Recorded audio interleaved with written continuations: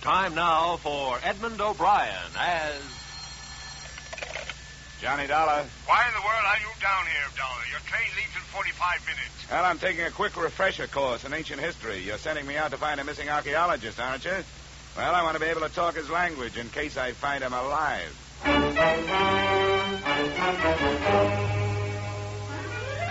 Edmund O'Brien in a transcribed adventure of the man with the action-packed expense account. America's fabulous freelance insurance investigator. Yours truly, Johnny Dollar.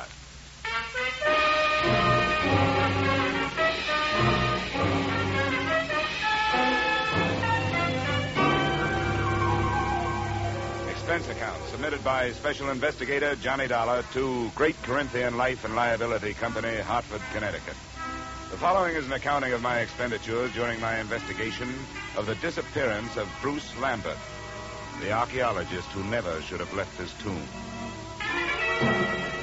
Expense account item 1, $7.50 railway and taxi fare from my Hartford apartment to room 317 Brighton Arms, New York City, a hotel whose front rooms had a depressing view of an 81st Street mortuary.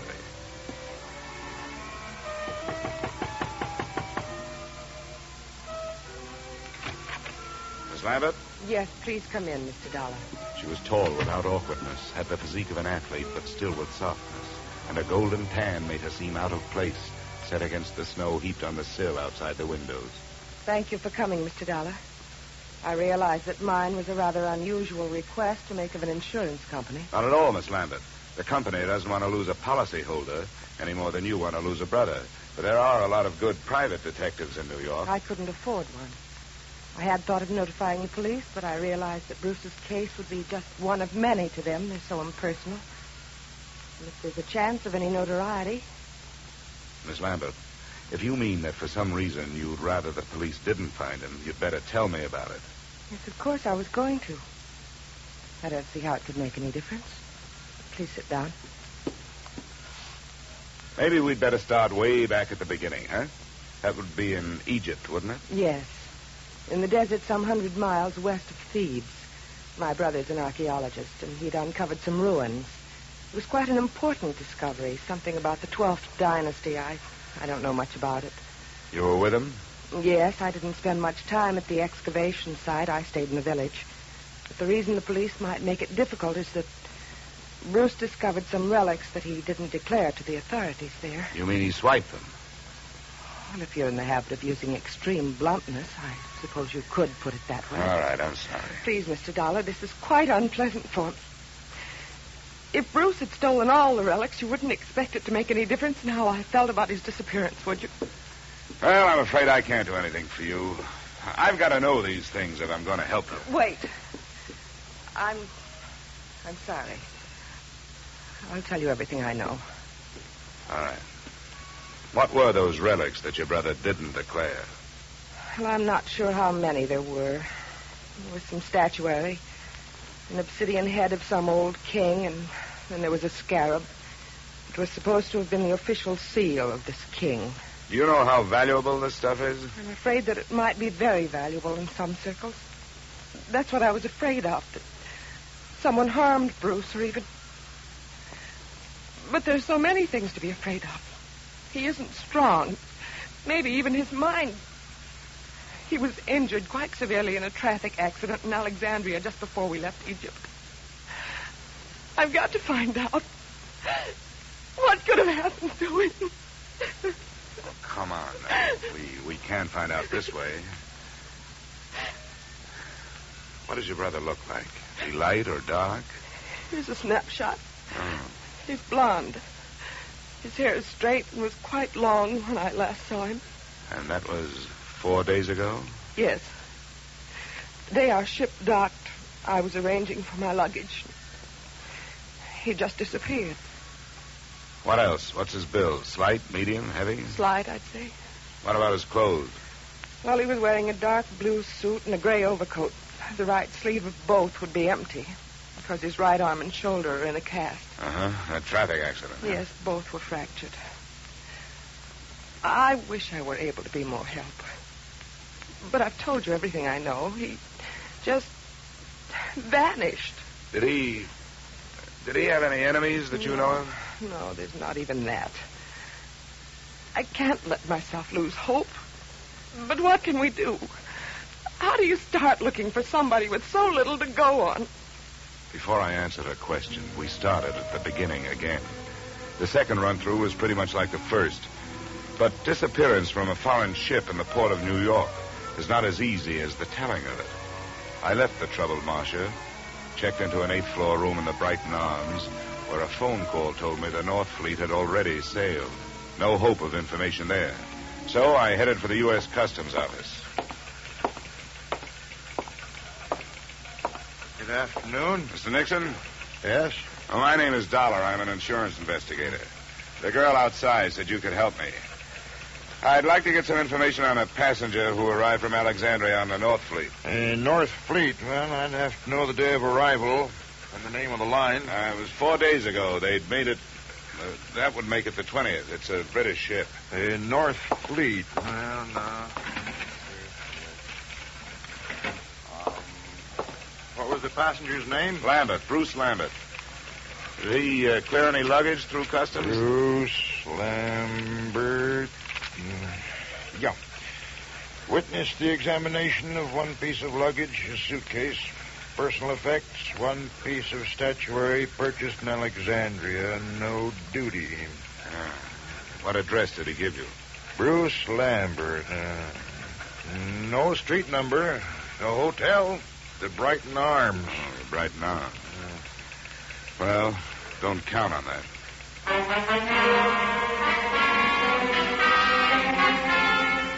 Expense account item 2, $30, which, with my ID card, helped impress the cab drivers who worked the entrance to the pier where the North Fleet had docked. Checking these cabs took the whole afternoon, and midway through it, I realized I wasn't the only one interested in that particular hack stand. I wasn't sure at what moment I'd actually noticed him. He was doing a very bad job of hiding behind a Journal American on the other side of the street. All I could see was the lower half of an overcoat, the seam of some razor-sharp trousers, and some pointed shoes. But I began to feel his eyes looking at me as I went on with my questioning. That finally paid off through the mouth of driver number 782. You know, you meet all kinds in this business. Some you forget, and some others you remember. Yeah, well, do you remember a guy with his arm and shoulder in a cast? And something you learn in this business. That's to read people's faces. You get to know a deadbeat before he gets a chance to deadbeat you. And you catch on if a guy is scared of something. Well, if he was afraid of something, it's not me. He's been reported missing by his sister. I've been hired to find him. How much does $10 buy?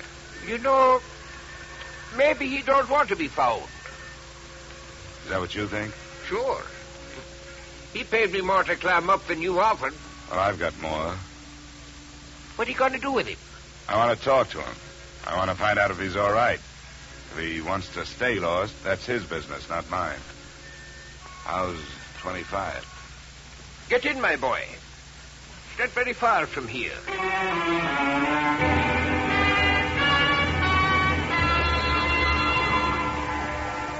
Our destination turned out to be an old red brick hotel near 39th Street between 10th and 11th Avenue.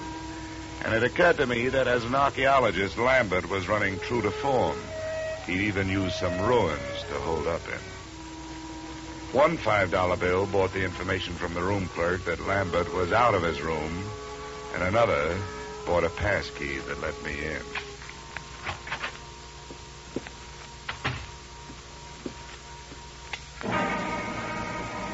The first thing to catch my eye when I switched on the light was a black piece of statuary shining dully on a chipped bureau, a crowned head with exaggerated features sculptured in obsidian. I posed myself this riddle. If it was so valuable, why didn't Lambert take better care of it? But before I had a chance to try for the answer, a foot nudged the door open behind me. As might be expected, it was wearing a pointed shoe and was followed into the room by a slight yellow ivory-skinned man who rather resembled the black statue. I must thank you for leading us to the hiding place. Where is he? Well, that depends on who he's hiding from. It looks like it's you. Perhaps it is that you do not know where he is. Yeah, perhaps. I followed your taxi after you talked with those drivers. That was very smart. Where did you think I expected you to go? What's your interest in Lambert? You were employed by the girl to find him. How much does she pay you? I never talk money with a stranger. Perhaps we will not be strangers for long. The point of importance is that you have not yet found him. Mr. Drummond will pay you $2,000 to do so. Mr. Drummond is generous, but what makes you so sure I haven't found Lambert? Because he is not here. But that only means he's someplace else. Please, I have no wish for violence. Well, then put that thing away. In the first place, gunfire, even in this neighborhood, is going to bring the law. In the second place, that's a lady's gun. One of those handbag jobs. You know, you ought to be ashamed of yourself for carrying it. Please, I have no wish to use it. Then get rid of it.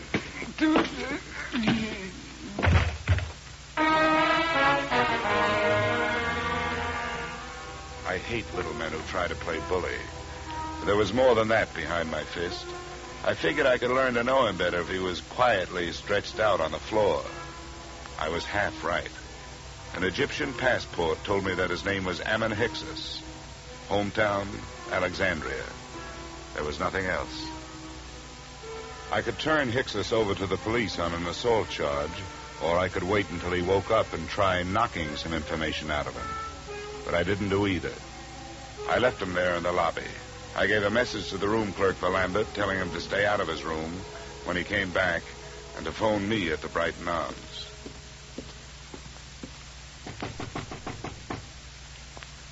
Who is it? Dollor. Oh, just a second. Is there any news? Did you learn anything, Mr. Dollor? Yeah, I made some progress. I met Ammon Hyksos. You told me your brother didn't have any enemies. That little Egyptian is out looking for him with a gun. Why'd you lie to me?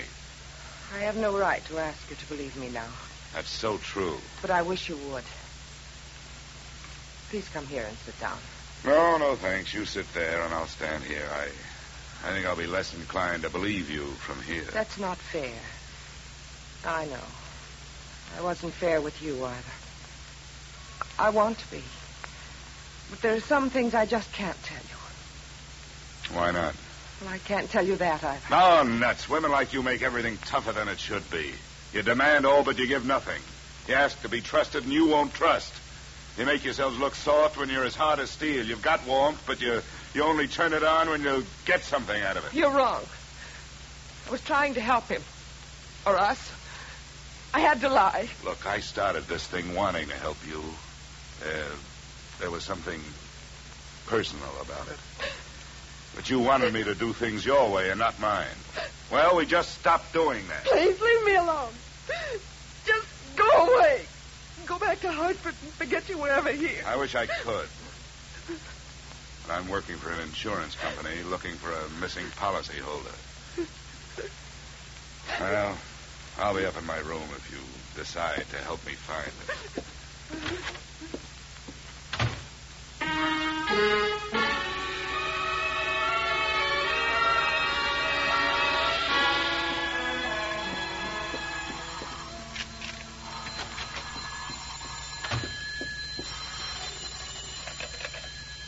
Yep.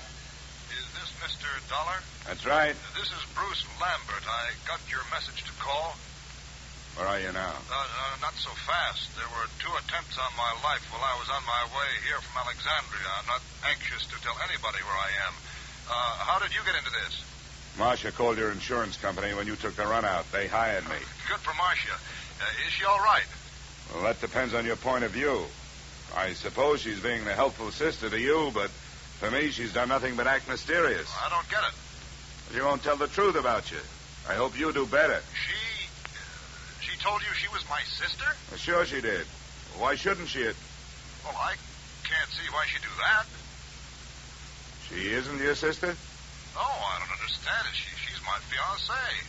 I don't understand it at all. Where is she? I better talk to her. That's a good idea. Room 317, Brighton Arms. I'll be there with her, waiting for you.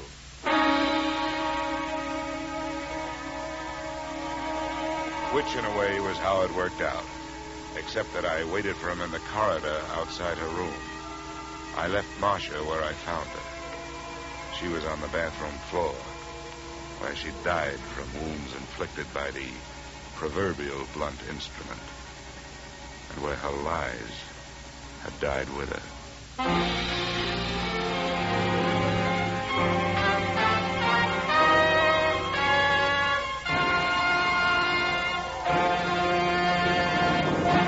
In just a moment, we will return to the second act of yours truly, Johnny Dollar. But first...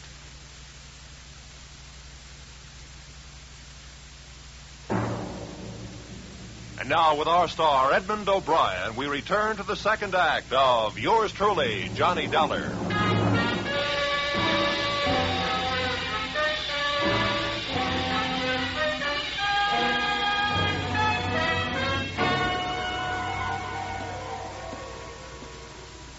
Bruce Lambert? Yes? It's all right, I'm Dollar. Didn't take you long to get here. Where'd you phone from? Just around the corner. Bar. Why do you ask? Where's Marcia? Marcia's dead. I don't believe you. I want to go in there. She isn't dead. Let me in there. Come on, use your head, will you? There's nothing... Oh, your arm. I'm sorry. Look, you don't want to go in there. Believe me, you don't. There's nothing you can do for her. She can't be dead. She can't be. Come on. Where? Why? I want you to come up to my room with me. You've got to do two things. First, give me every reason you can think of why this should have happened. And then, before the police get here, you'd better start rehearsing a story of your own.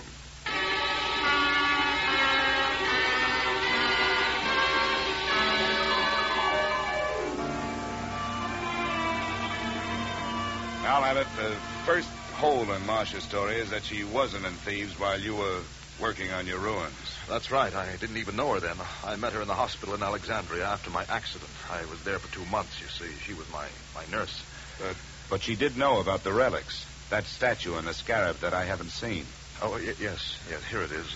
This is the scarab. Oh, yes, she knew. We talked about my little deceit. Well, how little is it really? You talk about 2 attempts on your life. Now we have actual murder. You'd better let me have that scarab. Oh, yes, of course. But surely you don't think the relics are at the bottom of this? They're rare, but not valuable enough for this. Unless someone knows more about them than I do.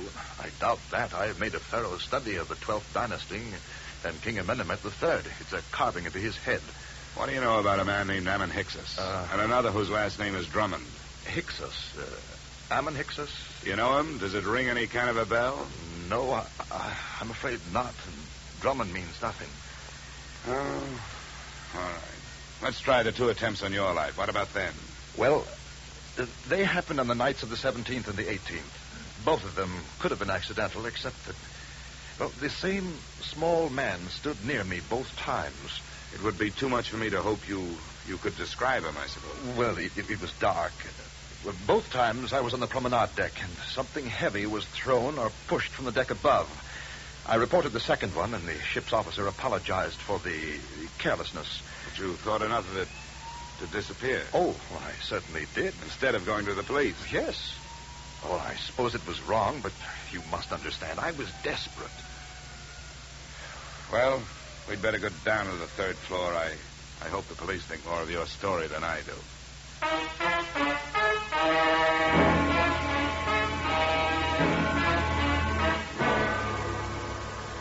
In 20 minutes, room 317 really looked like a murder scene. The place was swarming with New York's finest, white with fingerprint powder, and blinding with flash bulbs. The lieutenant to whom I made my statement looked as if he thought I was as crazy as I thought everybody else in the mess was. But then he changed his mind. Dollar? Hey, where is that insurance stick? Here I am. Him in the bathroom. Oh, there you are, Dollar. Yeah, find a suicide note or something? What'd you say that name was? Ammon, Hyksos. Yeah. Well, I guess there aren't too many ways to spell that one, so this must be it. Pillbox. Let me see that. Prescription from Alexandria. Dr. Ammon Hyksos. We'll put a tracer on that phone number you took off him first thing in the morning. Yeah. Hey, you going to take Lambert in for questioning? I guess we'd better. Routine. He's clear as far as I can see. Well, do something for me, will you? Have your doctors run a test of that plaster cast of his. And call me in my room, huh? A test for what? Well, just look it over. It would make a handy blunt instrument if nothing else.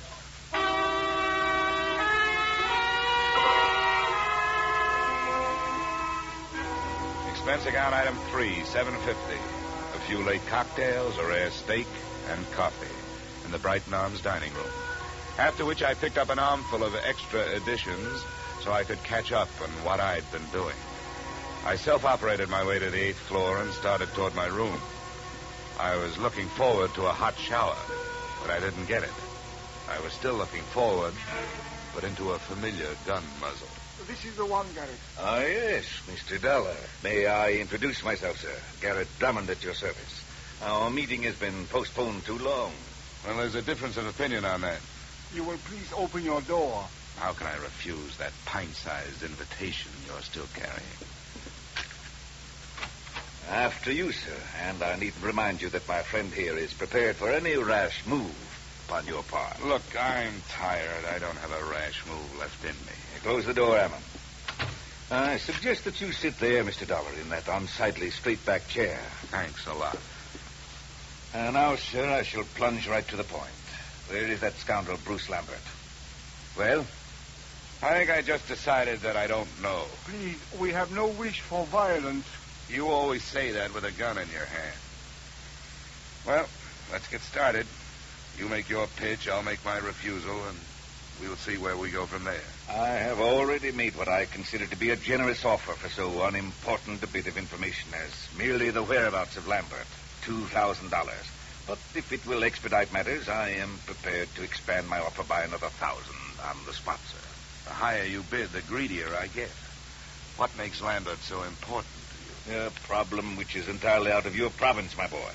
How much do you know of Egyptian legends, sir? Oh, no more than $1's worth. Ah, pity. A fascinating subject. Well, sir, Bruce Lambert has in his possession a certain object of great importance, both culturally and economically.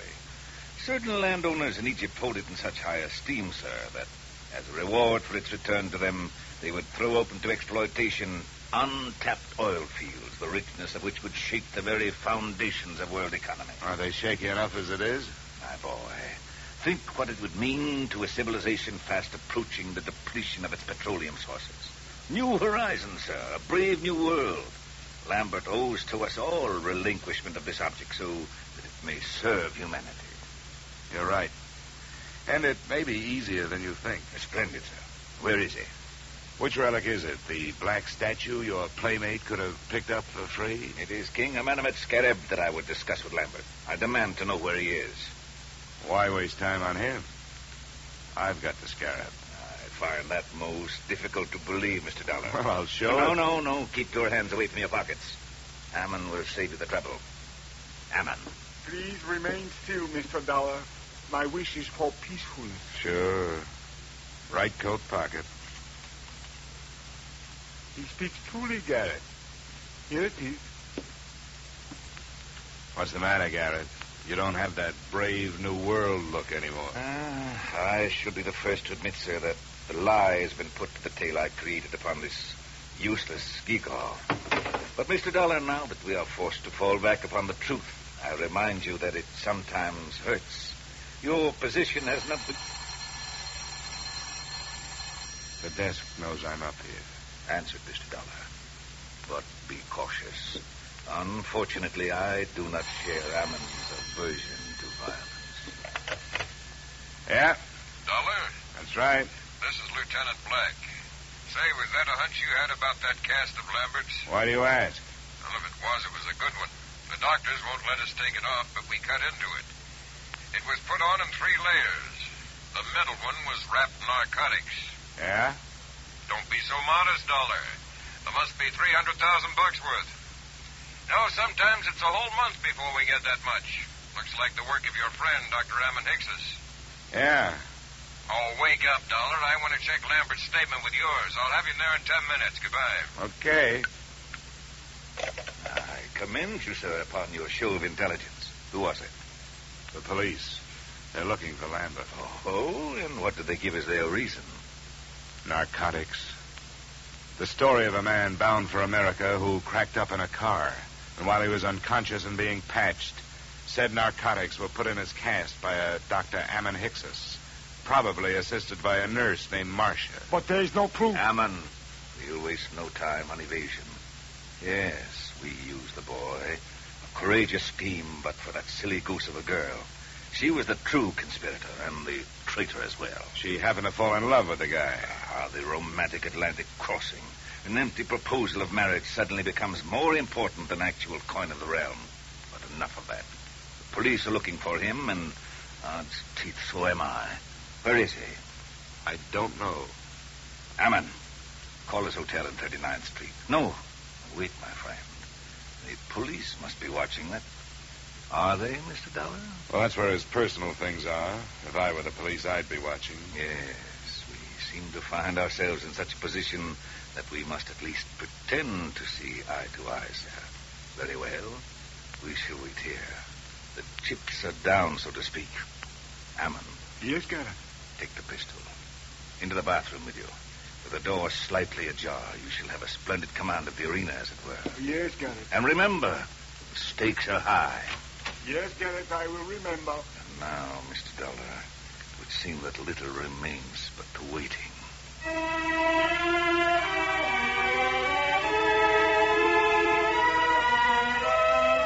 The waiting was more than enough.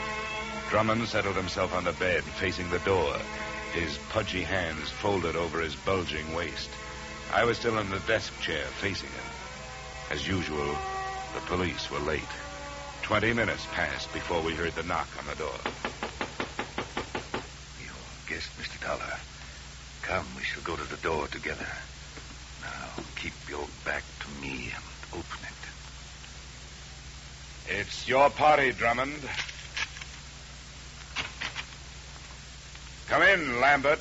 Not Lambert, the police. Hammond, shoot! Hammond, my friend, help!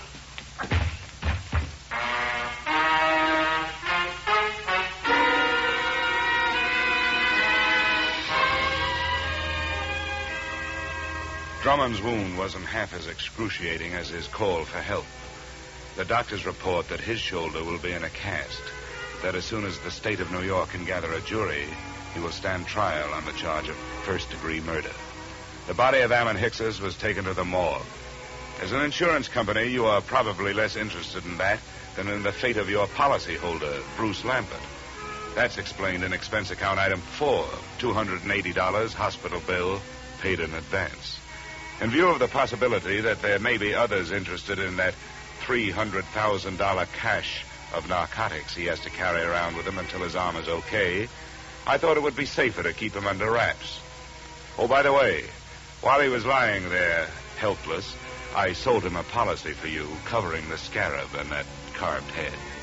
Expense account total, $456.90. Yours truly, Johnny Dollar.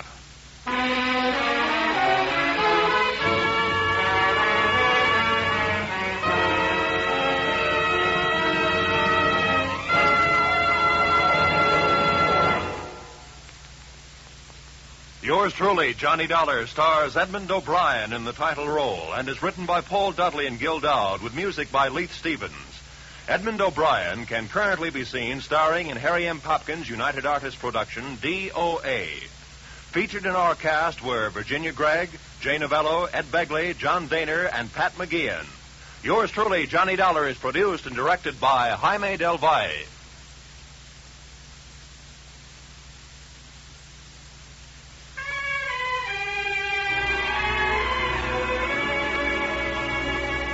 Join us again next week when Edmund O'Brien returns in another adventure of Yours truly, Johnny Dollar.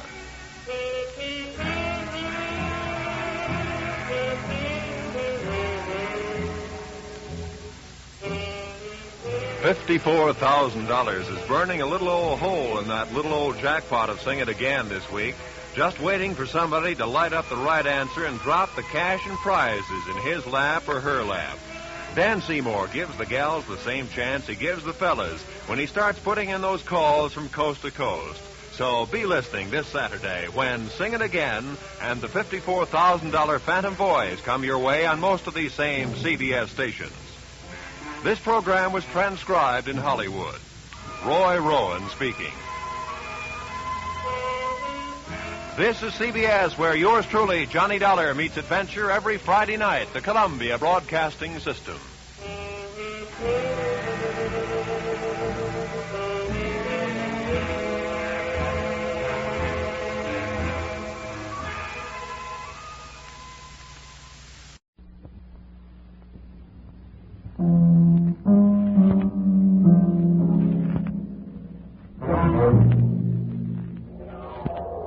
The Columbia Broadcasting System presents yours truly, Johnny Dollar.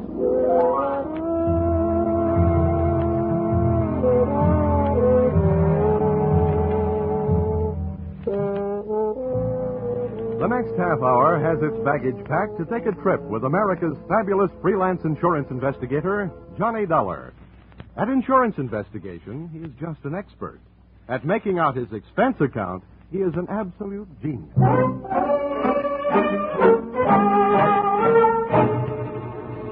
Expense account submitted by Special Investigator Johnny Dollar.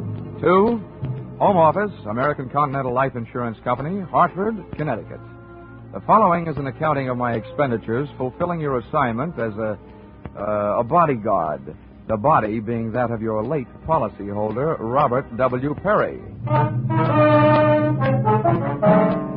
Expense account item 1. Fare on night train Hartford to New York, $3.80. Expense account item 2. $1.80 taxi to Lower Manhattan the following morning. To offices Perry and Van Bruten, importers, arriving as promised at exactly 9 a.m. Good morning. May I help you? Yeah, my name is Johnny Dollar. I have an appointment with Mr. Perry for 9 o'clock. Oh, yes, from the insurance company. Well, you're right on time. Yeah, they told me I'd better be. Mr. Perry just came in. He's alone and waiting for you. I'll buzz him that you're here. Thanks.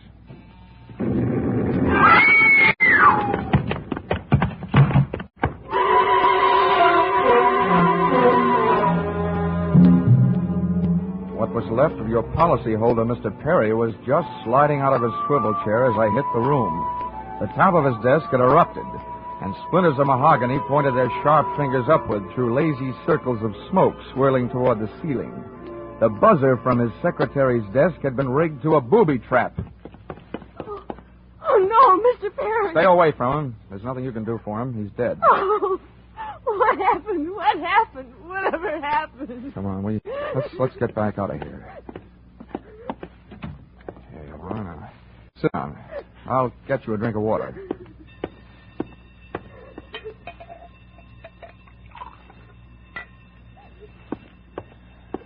Here you are. Now, just drink this. What happened? We have an explosion. I heard an alarm. Is anybody hurt? There's a doctor on the third floor. Should I call him? Never mind the doctor. Call the police. And nobody gets in here until they arrive. And the rest of you, go on, beat it. Run along. And turn off that alarm. Okay, miss.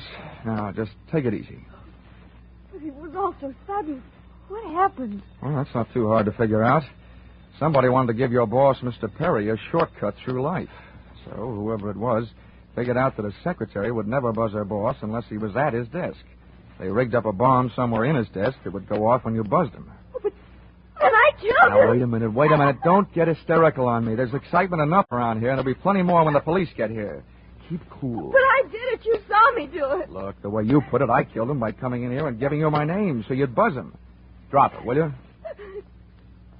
I'm sorry. Now, what about yesterday? Was he here? Yes, all day. What time was it when you last used the buzzer? Like, right up to the last minute, about 5:30. Who left the office first, you or Perry? Mr. Perry, he always leaves first, and I lock up. Looks of things, you should have used more locks last night. Somebody got in here to do some wiring. Uh-oh, I forgot that fire alarm. All that equipment and no fire. Look, before the police arrive, do you know why I was sent here? Yes. Mr. Perry recently felt that his life was in danger.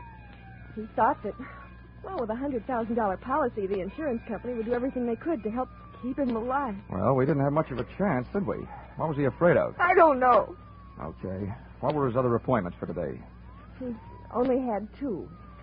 His partner, Mr. Van Bruten, at 11, and then... One at a time now. Van Bruten. Anything special about their meeting? Yes.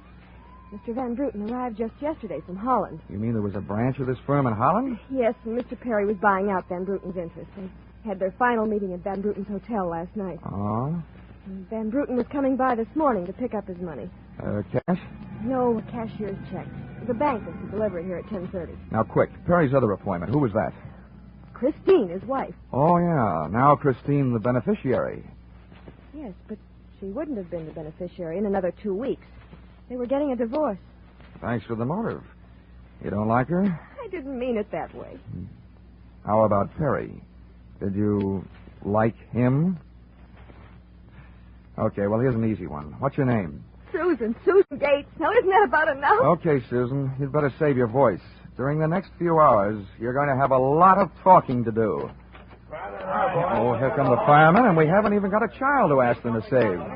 Where's the fire? I'm looking for a fire. Just stick around. When the cops get here, somebody will get burned.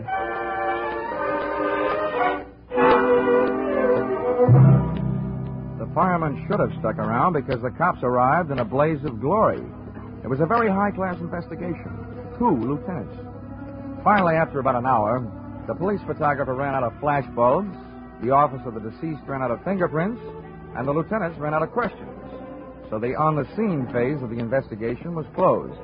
At about 5 minutes of 11, I left the police to pack up their notebooks, their clues, and the body, and went into the outer office. Susan looked like she could use a big, broad shoulder to weep on, but unfortunately, I was wearing my light gray suit.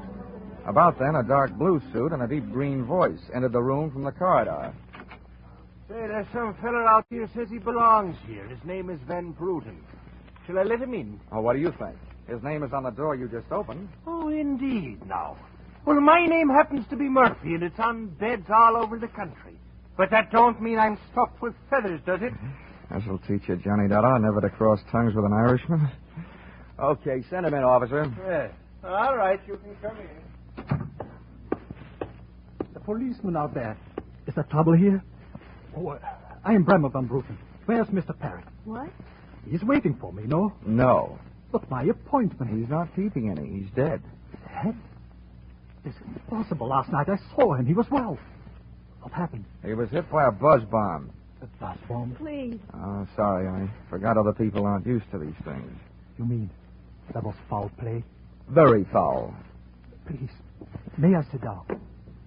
My first visit in all these years, since before the war. It was to be so happy. Now, tragedy like this. He was a good man, a good partner. I understand that as of last night, you were no longer partners. Yeah, I'm glad you mentioned that. I realize, of course, that it is indelicate to speak of such things as money at a time like this.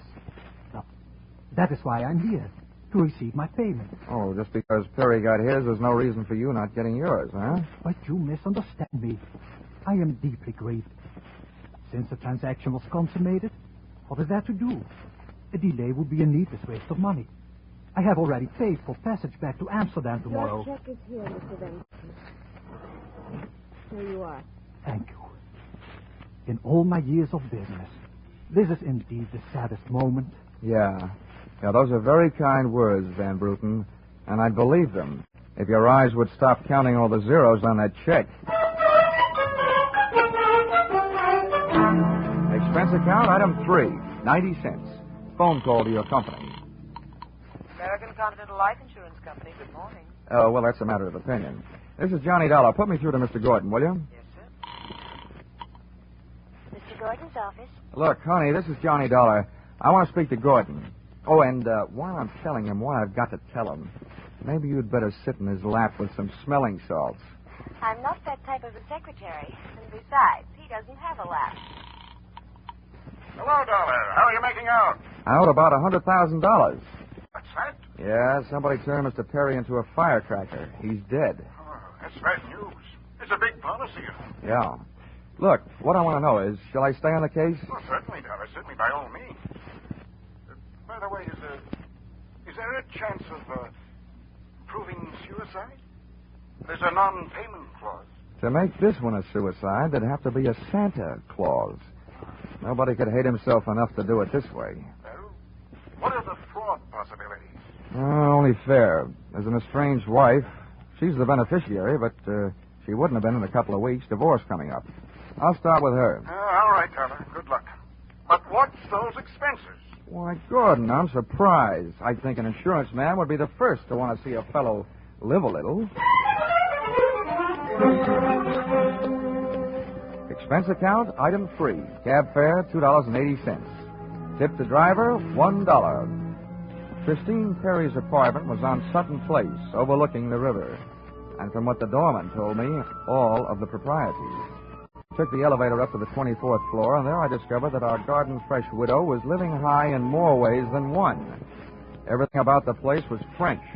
The maid that led me into the living room, the decor, and the perfume, which reminds you that breathing can be fun. I looked up from enjoying my nose to see Mrs. Perry looking down hers. Mr. Dollor? Oh, Mrs. Perry. I believe we can dispense with any getting acquainted. You're an insurance investigator, interested in the death of my husband. So naturally, you're here because you've jumped to the conclusion that I killed him. Oh? You're the one that's jumping to conclusions, lady. Then what do you want? The policy's in order, the premiums are fully paid. I'm not quite sure. I know that you've got a great motive. So far, the only motive I've found. You haven't had much time to look, have you? Check. This is my first stop. Maybe you can help me. Do you know anyone who would be happier with your husband out of the way? I know very little about my husband's friends, or for that matter, his activities for the past 6 months. That's when I left him. Uh-huh. Well, that's not much help for either of us. You know, without someone else to suspect, I may just have to concentrate on you. Mr. Dollar, I picked the men I want to concentrate on me. Well, I hope you're as long on alibis as you are short on your temper. Where were you last night? With a friend, Al Donovan. For a while, I think my husband was. And I've witnesses to prove who was with him. Anybody at the Club Caprice can tell you. Well, save me a trip. I can't afford the prices they get there. Certainly, pleasure. My husband was with his beautiful little secretary, Susan Gates. Well, I wouldn't be more surprised if your late husband walked through the door and said that... All right, mister, that's enough. Al! Yeah. How much do you I'm need? a big guy, baby, 6'4", and I've got big ears to match. Al, please. Would this be Mr. Donovan, your companion of last evening? I'm getting you out of here, Christine. Al, you don't know what you're saying. You lie to me. How can I help you if you lie to me? You call me stupid. The way you're playing this, you'll alibi yourself right into a cell. I'm getting you out of here. What are you doing to me, Al? You're crazy. Come on. She's right. You are stupid, Donovan. She was doing just fine till you dropped in. Mister, you've been asking a lot of questions. Now I'll give you one answer. All right, Christine. So much for the wise guy. Now about you and your alibi. You wasn't with me at the Club Caprice last night, and if it's so easy to prove your husband was there with his secretary, who were you there with? You told me you were going with your husband, talking divorce, remember? When Al measured me for that swing, I measured my chances with him. To me, he looked like one of the corporate assets of Murder Incorporated. So I rolled with a punch, hit the floor, and stayed there, with my eyes closed and my ears open. What I heard was Christine's alibi flying out the window, Mr. Donovan giving her a few loving cuffs, and finally the pair of them flying out the door. I allowed myself the luxury of a 20-second massage on the new lump on my jaw, and then I got up and started out after them. This case was becoming interesting.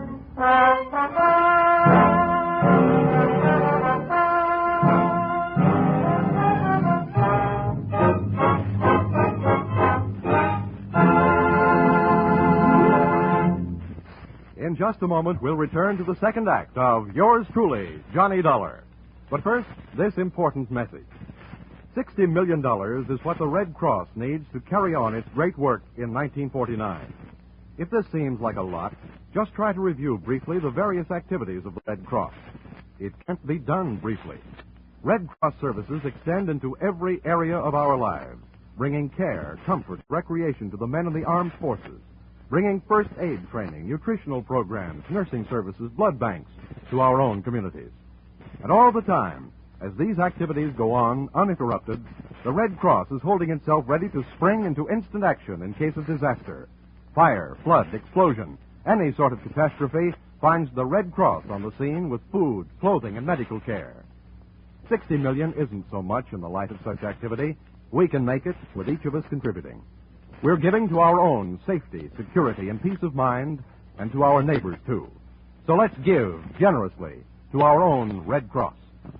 And now back to the second act of yours truly, Johnny Dollar.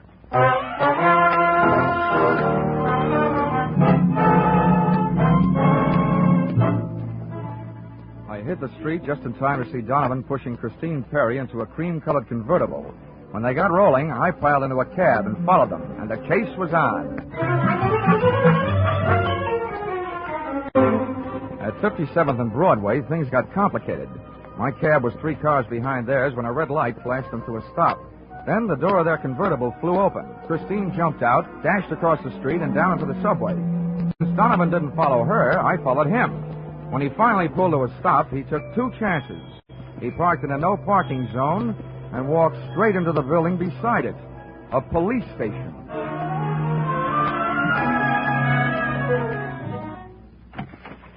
This is Mr. Dollor, Lieutenant. He's been waiting for you for some time. Huh?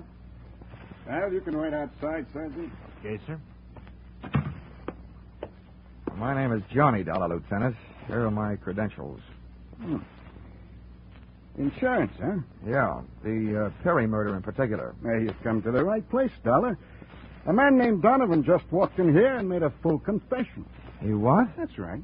My clerk's just typing it up. In the meantime, the gentleman is down in the tank having a bite of lunch on the city. He confessed. Does his story add up? Well, as far as I know.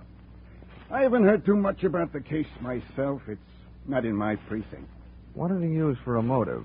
Jealousy. Says he's in love. Wanted to marry Perry's wife. Did he say how he managed it? Yeah. He stole a key to the office from the wife's apartment, entered the building last night, and wired a bomb to the buzzer system. Uh-huh. Well, guys do a lot of strange things in the name of love. Yeah, looks like Donovan did. Yeah. He either killed a man, or he's trying to cover up for someone who did. Well, listen, don't execute him for a couple of days. Huh, Lieutenant?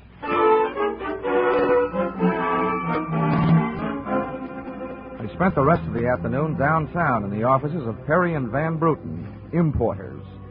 The partners' correspondents told me 2 things. They had been extremely friendly, and Van Bruten was extremely bald.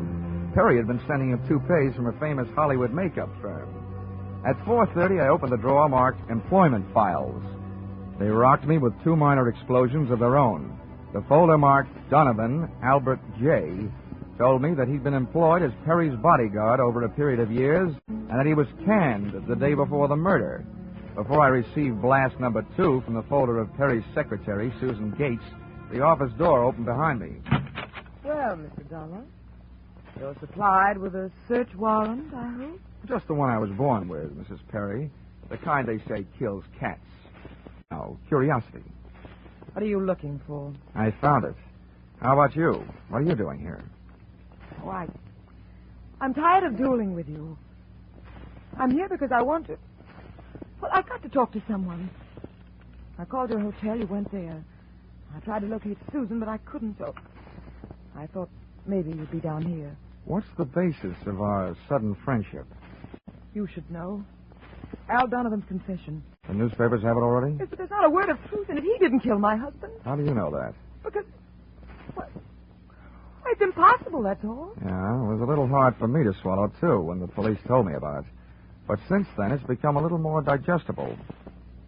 What do you mean? I just learned that he was your husband's bodyguard. He was fired yesterday. That same day, your husband calls his insurance company screaming for another bodyguard. Now, how would that add up for you?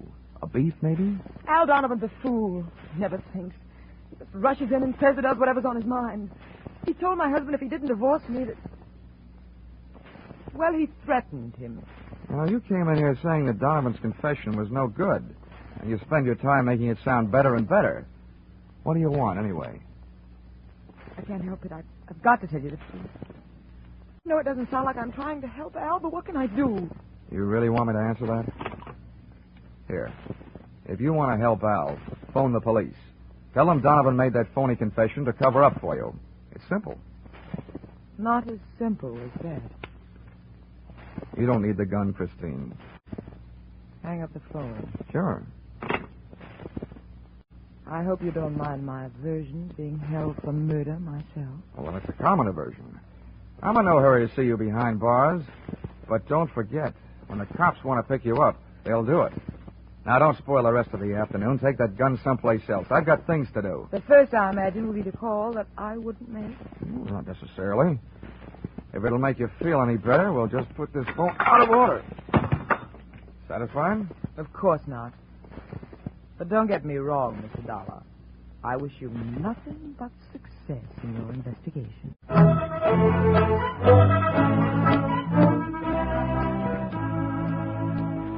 I puzzled over that exit line for a few seconds after she'd gone, and then I went back to the company's employment file, namely the application for employment as secretary of Susan Gates.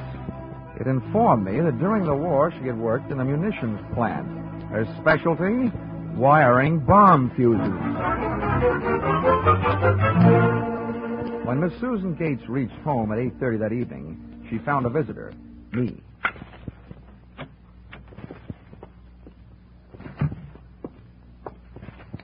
Oh, how did you get in here? A professional secret.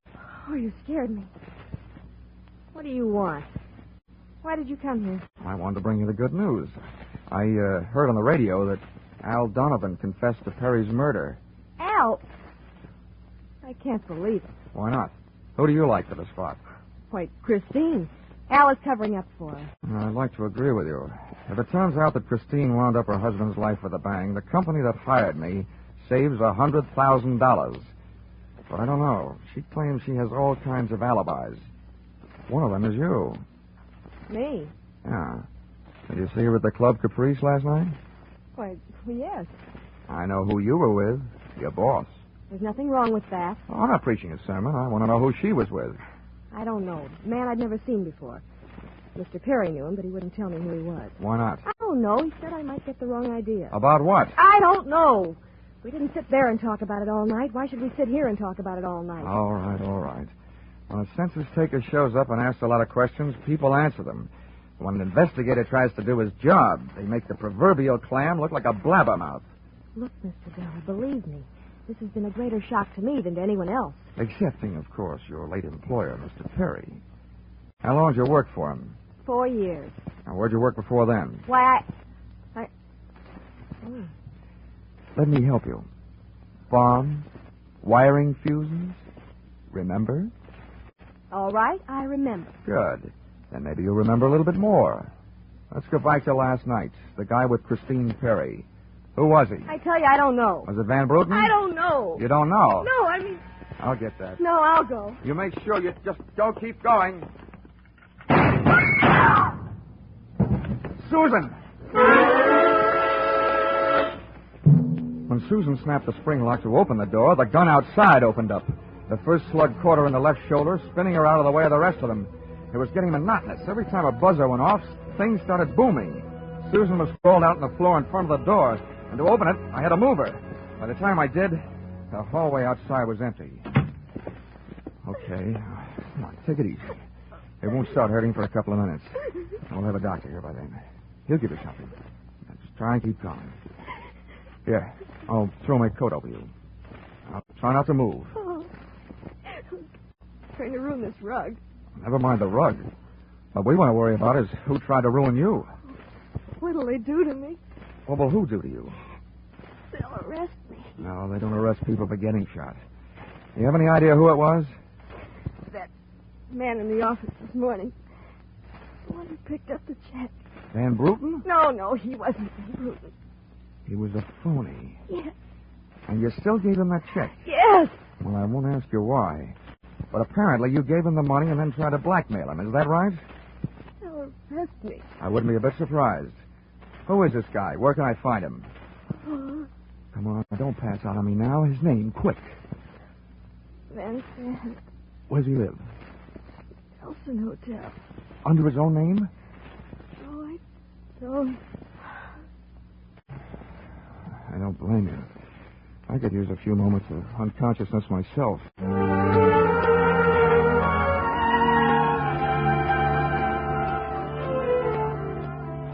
The Nelson Hotel didn't have a Dutch name on the register, so I got a hold of the housekeeper. and found out how many rooms their staff hadn't been able to make up all day because of do not disturb signs on their doors. I went a-crawling at these particular rooms. On the 9th floor, I awakened one old maid. On the 7th, I startled a bunch of poker players who thought they were being raided. On the 5th, I brushed my way out of the bridal suite. And on the 4th, I struck the door of 427 and the jackpot. Who's there? Don't you see the sign? I do not wish to be disturbed. Oh, sorry. I must have the wrong room. I started up the hall after the fire axe, but when I got to it, I changed my mind.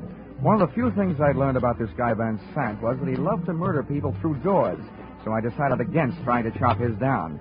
Then I remembered the way those people came pouring out of those offices earlier in the day when they heard that fire alarm. So I picked up the little red hammer next to the big red fire axe, broke the little glass window, pulled the little brass hook, and set off a big brassy noise. Then I rushed back to 427. Fire! Fire! Where's the fire? Right here in my eyes, sweetheart. Why you come here? You wish you hadn't. Never mind the dresser. You're through shooting guns for the day. What do you think, Van Sant? You want to try some more? You cannot make me stay here. The fire. We will all die. You look good barbecued. But I'll make a deal with you. You talk. And if I like what I hear, I'll show you how to get out of here alive. How do I know this? You don't think I'm going to stay here and fry, do you? And if you don't start flapping that tongue in a hurry, I'll probably just tie you to a chair and run. First, where's Van Bruten? You will find him in the bedroom. He better be alive. He's out cold. What's the matter with him? He will be all right. He's on the sedatives. Where did this identity switch start? You better hurry up. I smell smoke. I knew Van Bruten in Amsterdam. I knew about the sale of his interest. And I knew that the girl in the office here had never seen Van Bruten. Well, let's go now. Now, don't get up. I can feel it getting warm in here. The firefighters. We will be safe. Now, don't be too sure. They always start at the top floor and work their way down. Come on, I can hear those flames crackling. You know the rest. Last night, when the transaction was all finished with Perry, I gave to Van Bruten some sedative and his cocoa. You set up that bomb so Perry'd get it before you showed up to pick up the check. Yeah, I told you that. Then it happened that girl didn't know I was an imposter. I don't know how. Well, let me tell you. She's been sending old Van Bruten in there 2 pays for the last 4 years. Gray ones, my red-headed friend. Oh, yeah. Let's get out of here, no? Yeah, out. Oh!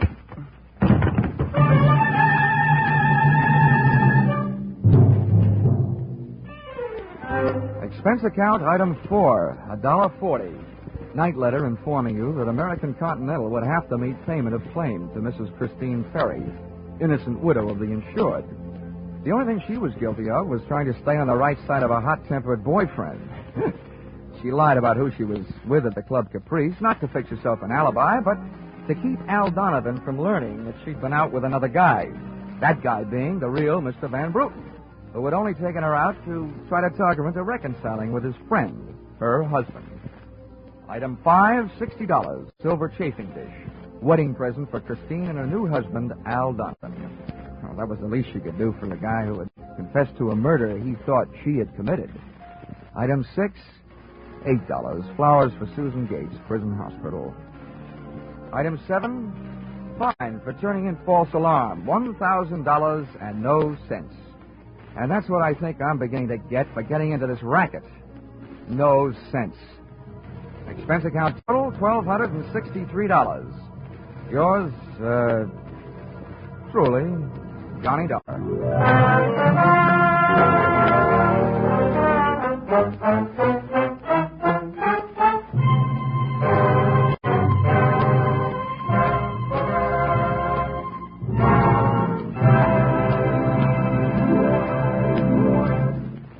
In just a moment, we'll tell you about next week's Johnny Dollar adventure. But first, this reminder. Just a little earlier tonight on CBS, Jack Benny turned dramatic actor on the Ford Theater. But this Sunday, he'll be back again on his own show with a special treat for the Jack Benny fans. After the last broadcast on which the Ronald Colemans appeared, thousands of letters came in from fans asking that Jack invite Ronnie and Benita back again soon. The Waukegan Wit did, and Ronnie and Benita, by popular demand, returned to the Jack Benny program this Sunday in what should result in one of the most hilarious broadcasts of the year. So be sure to listen to Mr. and Mrs. Ronald Coleman on The Jack Benny Show, which is heard on all CBS stations this Sunday.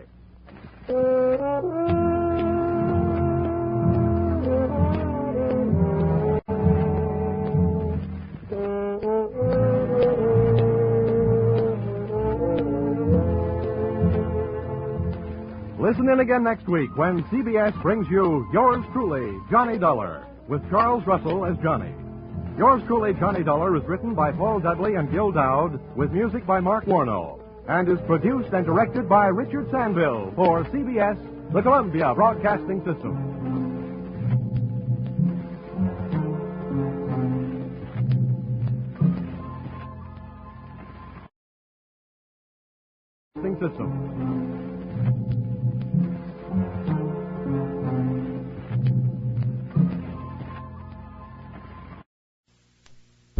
Johnny Dollar.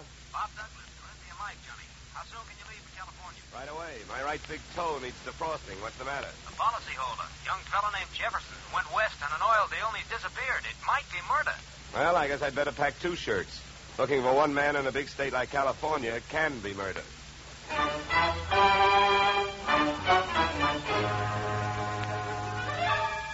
Edmund O'Brien in the transcribed adventure of the man with the action-packed expense account. America's fabulous freelance insurance investigator. Yours truly, Johnny Dollar.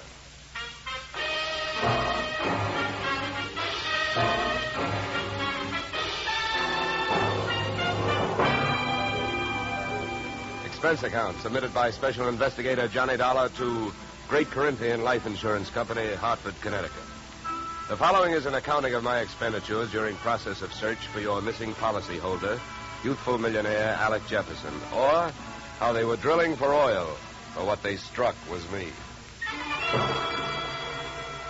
Expense account item 1, $186.13. Airfare, Hartford to Los Angeles. Item 2, $15. Hire car, airport to office of Rebel Wildcatters Incorporated on potential oil land in the Newhall Saugus district. I arrived at 9:30 a.m. A handful of dirt dentists were hard at it, drilling at a rig not 30 feet from the shack-type office. Pull it over, will you? Better stand by, driver. My man may not be here.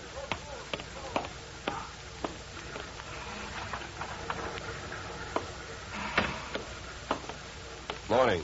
Can you tell me where I'll find Mr. Flaherty? You're talking to him. I'm Mars Flaherty.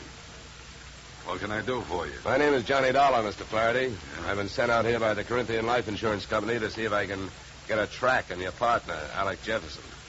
I see. Well, it's their money you're spending, Dollar, so I don't care much if you waste it. But if you don't mind my saying so, I do think you're going to be wasting your time. Well, I get paid by the day. Then I guess you don't mind wasting time. Oh, look, don't get the idea I'm just naturally pessimistic. I'm not. It's just that I've already done a lot of looking for young Jefferson, and when that bird flew to coop, he didn't leave a feather you could trace him by. Well, do you have any objection to giving me a few details? No. Sit down. Not at all. Thank you. To save time, maybe I'd better tell you what I already know. Well, it can't be much. It isn't. I suppose you realize Corinthian Life is the administrator of Jefferson's father's estate. Yeah. I know that. Well, having charge of the money, they naturally know that young Jefferson financed this operation. That's right. His money, my experience. The only thing we needed was a little more luck. Well, there you have it. That's all I've got. What can you tell me? That whatever young Alexander got, he was asking for. For a guy built like a cream puff, he got mighty strong around here. Around an oil field, that isn't healthy even for a big guy. How do you mean he got strong? Too much money, too much opinion. That mixed up with too many other men's women can mean trouble for anybody. Any particular women? Too many. Mind telling me who they are? No. Matter of fact, I got a list right here. Yeah, you can have it. I already tried it. Just one more thing. Yeah? How and when did he drop out of sight? A week ago last night. Yeah, he left here at 5 o'clock for his apartment on the Sunset Strip in Hollywood. He never got there. I checked that, too. Yeah. Give me that paper back for a minute. I'll write down the address. Thanks. Well, I'll be around. Oh, by the way, the first thing we try to figure out in my racket is who would benefit most. How would you like to have him found? Dead or alive? Either way, Dollar. I can take it. I've lost partners before. I spent the next 20 minutes on a long shot, thinking I could pick up some information from the drillers. But it was a long shot that missed. Those guys wouldn't have told me it was a nice day. The outdoor life having got me nowhere, I decided to give the indoor type a try. First stop, Jefferson's apartment on the Sunset Strip. The lock was foolproof, but I wasn't fooling.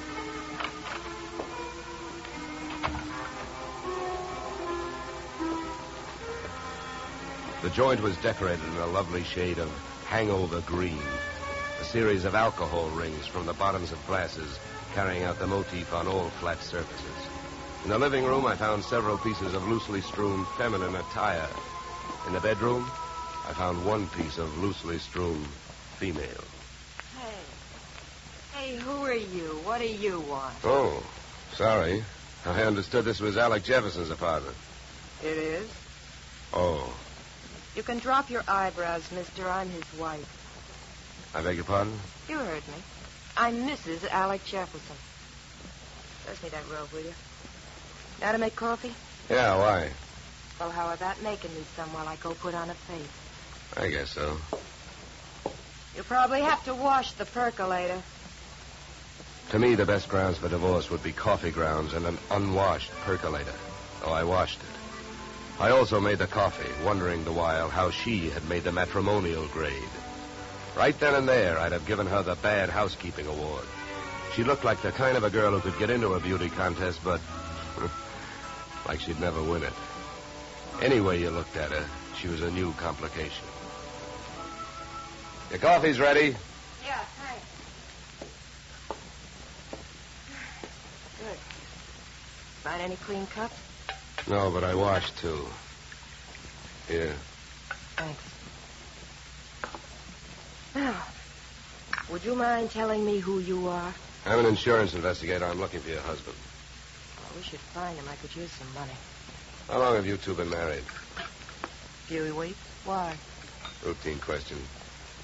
Tell me, when was the last time you saw him? I was waiting here for him the night he disappeared. Any witnesses? If I need him. Okay. Tell me this. Do you have any idea why he disappeared or where he is? Not the slightest. Do you know a man named Morris Flaherty? Yeah. Yeah, I sure do. How well? I was his girl. So? By the way, have the police come to you yet? No, I went to them. You see, I'm the one who reported Alec missing. Do you know whether they've come up with anything? Nothing much. Up until now, he's just a missing person. They put Alec's picture on a television every night. I don't know that they're doing much else. They keep calling him a Caucasian. Look, please don't get so hysterical about this. It makes you so hard to question. Huh? Oh, nothing. Oh, I get it. Excuse me if I seem dense this morning. Morning. It's 3 in the p.m. All right, so everything about me's wrong. That's right. Look, you can think that I married him for his money if you want to. Suppose you're used to suspecting everybody of everything. But have you heard? There are two sides to every marriage. Do I look strong enough to have carried him to the altar? I never weighed him. But answer me this. If he swept you off your feet, why did he pull a fade out in the middle of the honeymoon? What should I know? Maybe he'd never seen a dame without makeup on before and had to go someplace to think it out. I wonder if there's anything to eat. I'm hungry. Look, I think I'd better be going. I'm not much of a cook.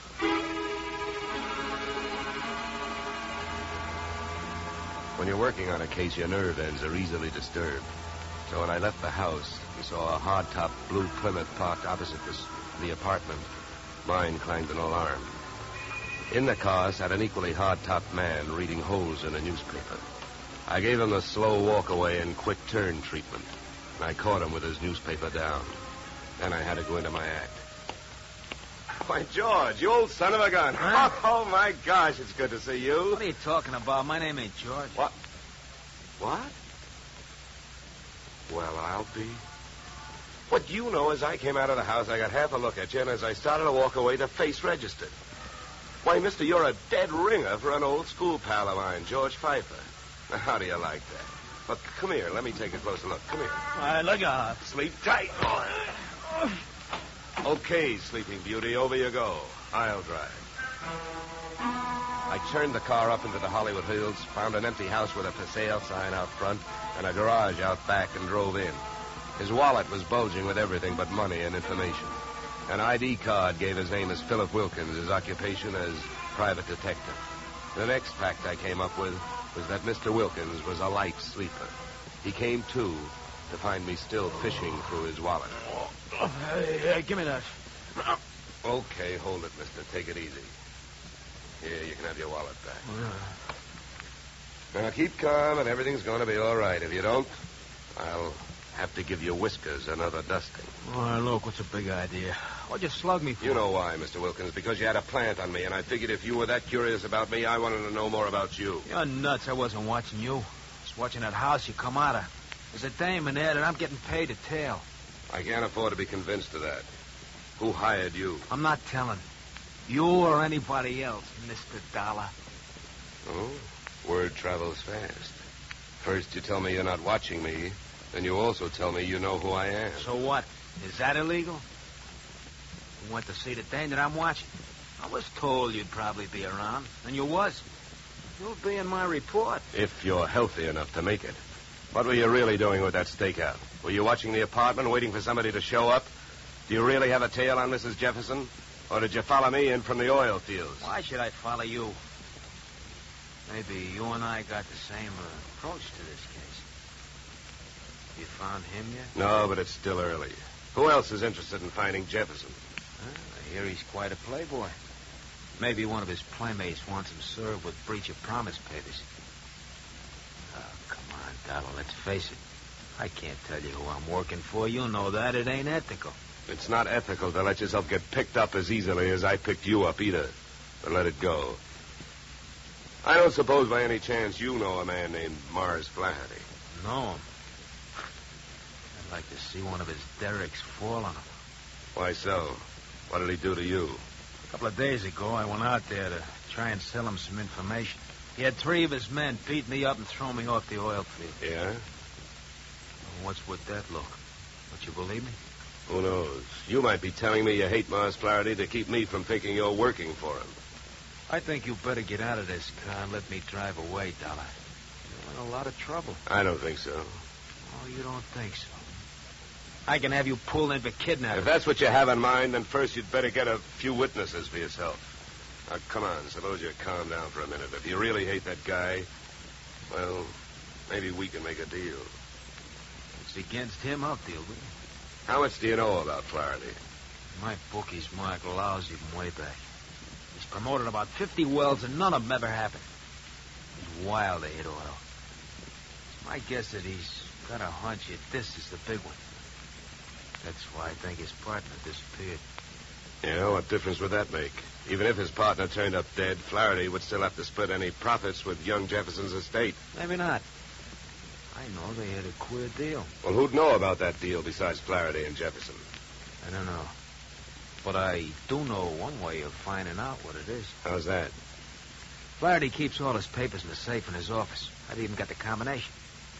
I'll give it to you. You keep it. Wilkins, I still don't know who you're trying to get even with, Flaherty or me. So what I'm going to do is give you half a break. Then I'll only be taking half a chance. Yeah, now why don't you want the combination to the safe? I don't need it. You're going to open that safe. Because you're going out there with me. Tonight.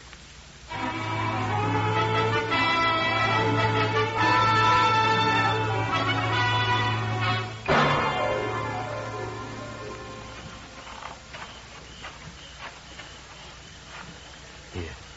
This window. Okay. Now, here. You handle the glass cutter. Right. Now, look. Here's what we do. I'll wet this suction cup. Get a grip on the glass, eh? Now, you cut around the outside edge, and I'll lift the paint out in one piece. Lesson number 1, straight from the burglar's handbook.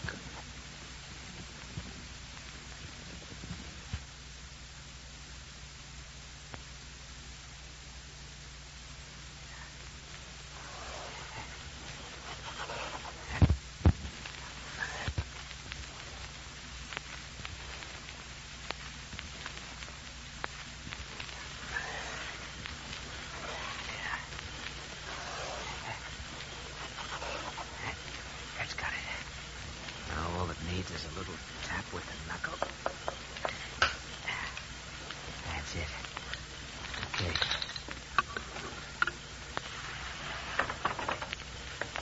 All right, in we go. You first. Okay.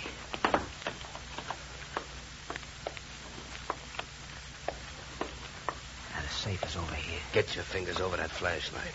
For all I know, you might still turn out to be the local Paul Revere. Yeah, that's right. I might. Here.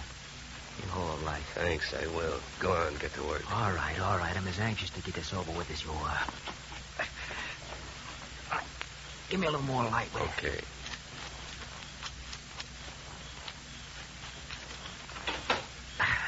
There you are. All right, go to it. You go to it. You reach in. And if your hand comes up with anything heavier than papers, I'll cream your skull. Will you stop your worrying? Here. Nothing here. Nothing. No.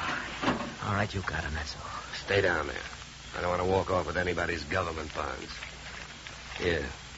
I got all I want. You put these back. All right. Now, close it up.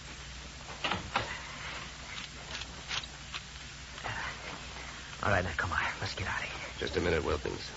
I can have a good look at these papers. You can look at them later. Come on, let's go. Look, this I'll give you for free. And it's the difference between being a $4 a day private detective and a $10 one. What you've got printed in your memory, nobody can take away from you. So hold your horses while I take a look at this partnership agreement. All right. But hurry up, will you? We've got a couple of watchmen around here. Yeah, here it is. Okay, let's go. You first.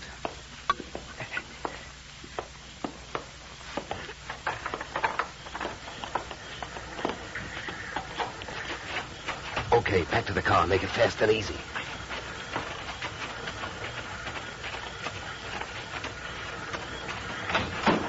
Get in. Over here. You drive. You know, Wilkins, I had a clammy feeling for a while back there that we weren't going to make it. Don't go starting any celebrations. You didn't make it.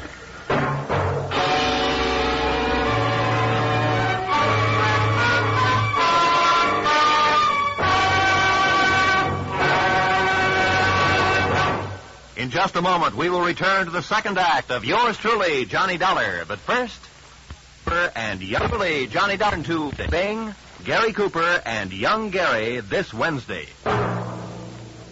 Now we return to yours truly, Johnny Dollar, starring Edmund O'Brien.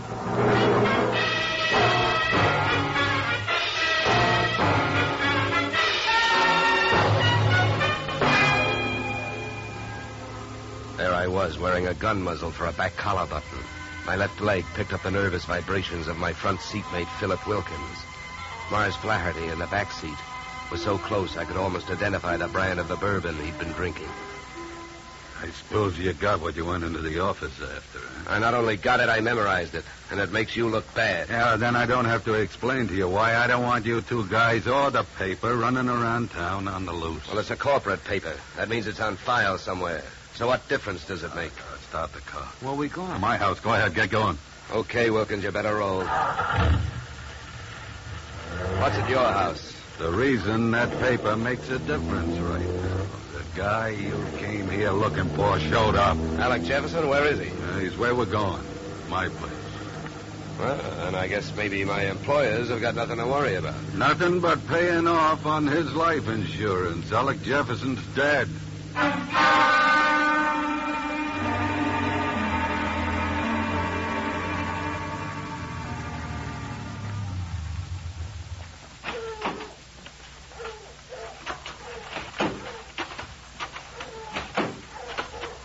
Here, Dollar, here's the key.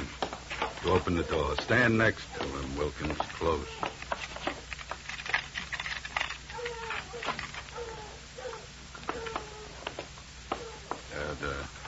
The light switch is on your right. There's your boy, Dollar. Died young, didn't he? Yeah, the thing is, it looks like he died in my house. Now, what do I do now? If you're putting on an innocent act, you're doing pretty good, Flaherty. How's the rest of it going?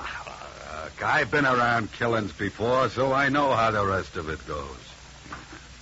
The cops take one look at this, they grab me, and before that happens, I got some work to do. So have I been around killings before, and I know how the rest of your story goes. You came into your house and you found him. Somebody hit Jefferson over the head with that piece of firewood to get rid of him and make you look guilty. You're being framed. Huh? The next chapter reads you've got 8 witnesses to prove you were at a church social at the probable time of death. That's the way I wish it read, but I haven't got any witnesses. I've been on the loose out in the hills ever since I saw you this morning. Oh, yeah? What are you, a nature lover? An oil man. In my racket, you never stop sniffing. When I came back and found him here, I headed it for the office. I wanted that paper you got out of the way for the time being. Would that gun of yours object if I looked the body over? Help yourself. Thank you. Any idea how long he's been dead, Dollar? Hard to tell. Feels like quite a while. Could have happened before I met you. What do you mean by that? Nothing. Hey, Flaherty. Huh? You ever see this before? Well, what is it? An earring? No, let me see that. Here, hands off. Don't touch it. That's another $4 detective move. You don't touch evidence. You draw a mental picture of it. What are you trying to do, involve yourself or uninvolve a client? How about it, Flaherty? Do you have any idea who that earring belongs to? Maybe one of the dames on that list you gave me, huh? I wish I could get away with lying to you, Dollar, but I don't think I'm in a position to try. It belongs to Ada. Oh? Jefferson's wife? Not legally. What do you mean? I married her in Mexico in 45. She must have liked the scenery. She took Jefferson down there and went through a ceremony with him 2 weeks ago. Without divorcing you? That's right. You guys really turned out to be partners. How about that earring? How do you know it belongs to Ada? Well, it's one of a set I bought for her about 6 months ago. Well, I might as well tell you. They'd find out anyway. Uh-huh. Well, I don't suppose you're in the mood to let me do what I want to do. What's that? Call the police? No, not yet. Well, I'll tell you one thing. With this piece of evidence that just turned up, you're wasting your time holding on to us. What you should be doing is getting to Ada before she flies the coop. That would really fix you up. Sure would. I don't want to see her get loose any more than you do. Then I guess we better go pay Ada a visit.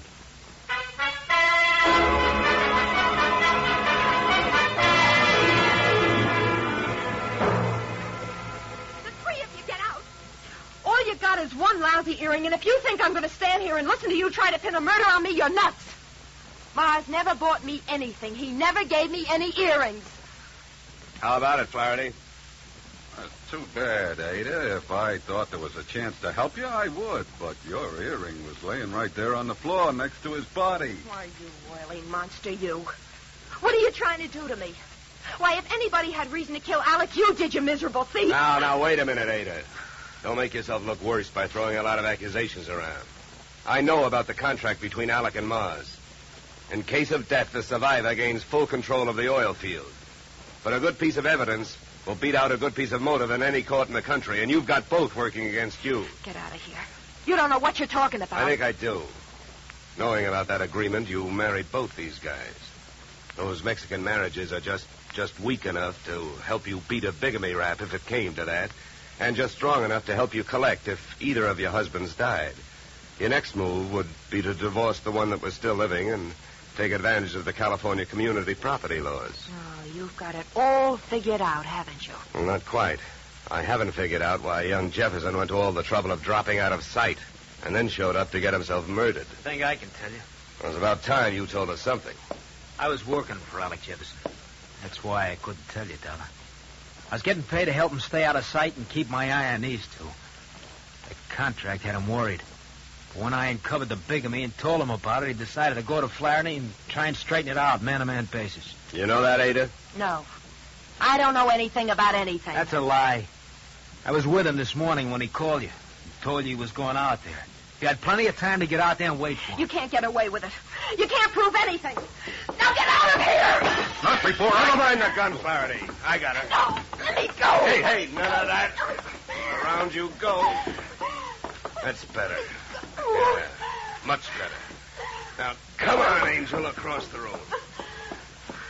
Well, Flaherty, don't you think I'd better call the police now? I'm afraid there's nothing else to do. Okay, then you hold her. You get your hands off me, you dirty...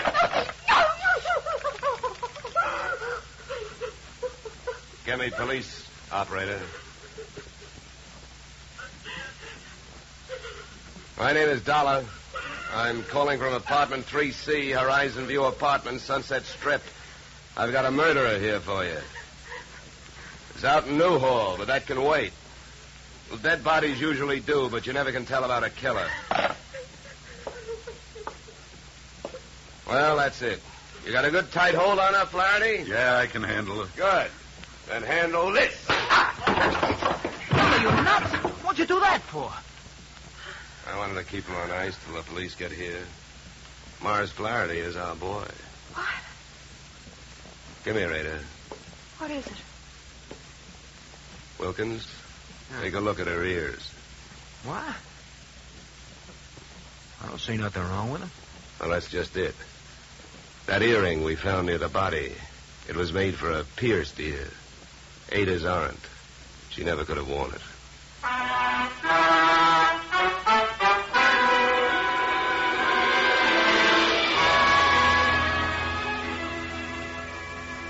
Moral?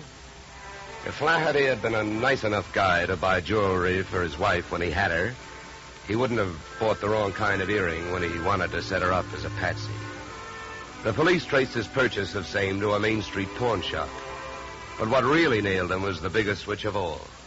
Since the murder weapon was a shaft of rough bark firewood, there were no fingerprints on it.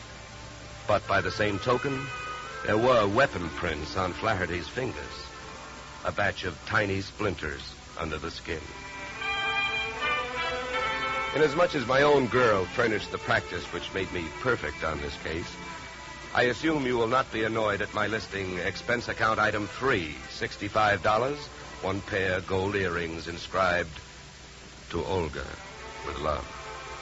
Item 4, $187.13, return transportation Los Angeles to Hartford. Expense account total, $711, signed yours, truly, Johnny Dollor.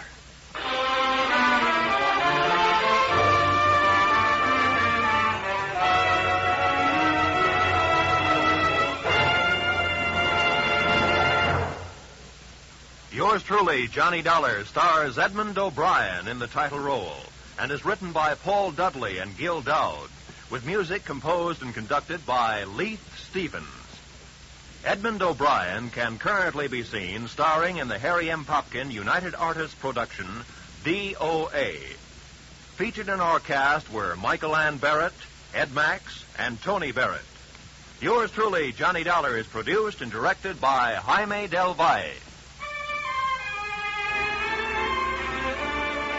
Be sure to join us next Tuesday evening when Edmund O'Brien returns in another transcribed adventure of Yours truly, Johnny Dollor.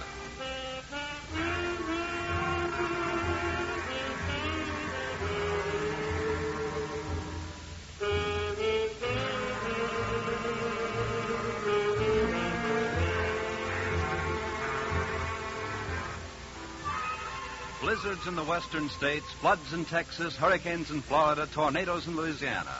Wherever disaster strikes, the American Red Cross stands ready to lend assistance.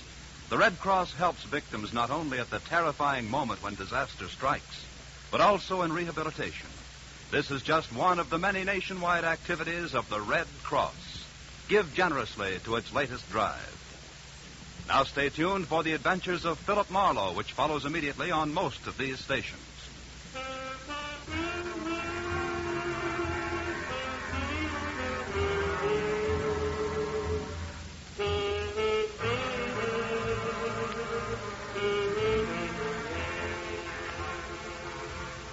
This is CBS, where yours truly, Johnny Dollar, meets adventure next Tuesday night, the Columbia Broadcasting System.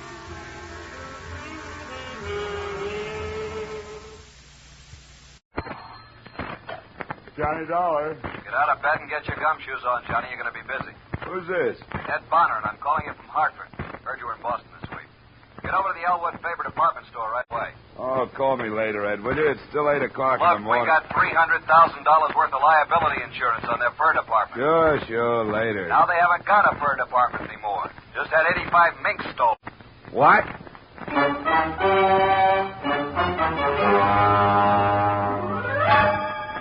Edmund O'Brien, in another transcribed adventure of the man with the action-packed expense account, America's fabulous freelance insurance investigator. Yours truly, Johnny Dollar.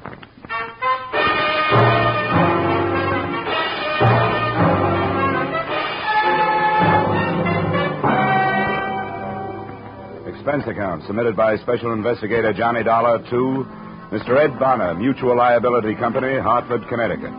The following is an accounting of expenditures incurred during investigation of burglary affecting policy issued to Elwood Faber Department Store, Boston, Massachusetts, or the 85 Little Minks.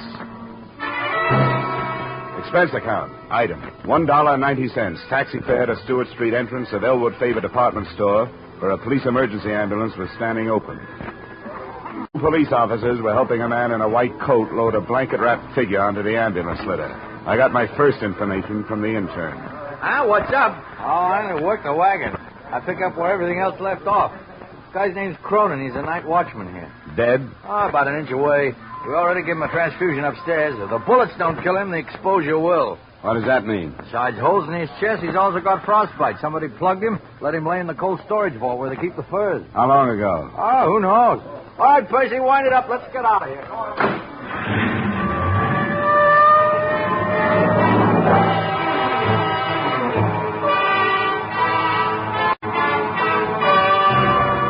An assorted group of reporters and cameramen seemed to be converging toward a freight elevator just inside the store entrance. I converged with them, and we all rode up to the 5th floor, where 2 plainclothesmen from burglary detail stopped us. I showed my ID card, argued for 5 minutes, and finally got a frown and a thumb jerk. I walked across 35 yards of expensive carpeting through a cubbyhole office door into a large room. Standing in front of a huge refrigerated vault was a tall man in a black Stetson. His name was Delaney. We shook hands. Quite a thing, Dollar. Some guys walked out of here last night with 85 mink coats. It's a mess. You got a cigarette? Yeah, sure. Here you are. Thanks. The store's going to be closed all day while the burglary squad goes over it with everything they got. You can do what you have to do, too. Thanks, Lieutenant. I appreciate that. What do you figure, freight elevator or stairs? Either or both. I don't know. They must have had a panel truck or a big limo in that alley. Yeah, I noticed that on my way up. It'd keep any car hidden from the street, and they'd be able to work without being bothered. I got a man coming down to check for tire tracks, but it won't do any good. Whoever they were, they did it quiet, and they did it neat. Neat? Yeah. Quiet? Yeah, you mean that night watchman, Cronin? Well, there must have been some noise when he walked into them and got shot. I hope he lives to tell us something. He's in tough shape. How about this? The vault? Just like the banks have, only smaller. And they can also hang meat in it. Not pried or blasted or cut into, just plain old-fashioned tumbler work. Sandpapered fingers and all. That wouldn't surprise me. Somebody was plenty good. Not even marks of a jimmy or pry tool to feel an edge. Just picked and plucked as nice as you please, and 14 little tumblers fell back. The door swung open. I thought that kind of thing stopped with Jimmy Valentine. Yeah, so did I. Who reported it? A guy named Dmitri Stroganoff, manager of the fur department. Come on. He's in his office now giving a statement of cover my boys. You can have a listen in. All I can say, I ask you, gentlemen, that I just hope... There's your pigeon, Dollar. How could 80 such of you? things happen to Dmitri Stroganoff? Aha! Lieutenant Delahany. Mr. Stroganoff, this is Mr. Dollar. He represents your insurance company. Oh, your acquaintanceship, Mr. Dollar, above all else I am glad to make. Aha! 85 mink coats valued at $300,000, coin of the realm. You have, of course, brought check for sale, yes? No. What? The adjuster will do that, Mr. Stroganoff. I'm an investigator, but don't worry. Week by week, month by month, 14 years, I get 2 words from the insurance company. 2 words, pay premium. Now it's Stroganoff's turn to say back his 2 words. Space Stroganoff. Believe me, Mr. Stroganoff, your money's waiting for you in a vault in a bank in Hartford where nobody can get it but you. Waltz, ba, ba, pa. Suppose you go right on with your statement, Mr. Stroganoff. We have to have it, you know. Why is my 8 for mink in this direction? I answer you. Customer telephones Friday. Send over me coat right away, she says. I send. Night comes, she wears coat to party. To breakfast next morning, she's also wearing coat. Maybe eggs she's eating. To party Saturday and to cocktail Sunday also. Monday, aha. My husband does not like coat. I'm sending back, she says. Mink. Real tough, Mr. Stroganoff. You can never tell what people will do next. Dmitri Stroganoff can tell. Look, if you'll just answer a few questions... This morning, even as I arise, comes to me a feeling of doom. Yes. Yes. Well, now about... Something is going to happen bad, I said to myself. And when I get here, no, even before I get here, I slip and fall. No, even before that. Parking ticket for too long fast. No, even before that.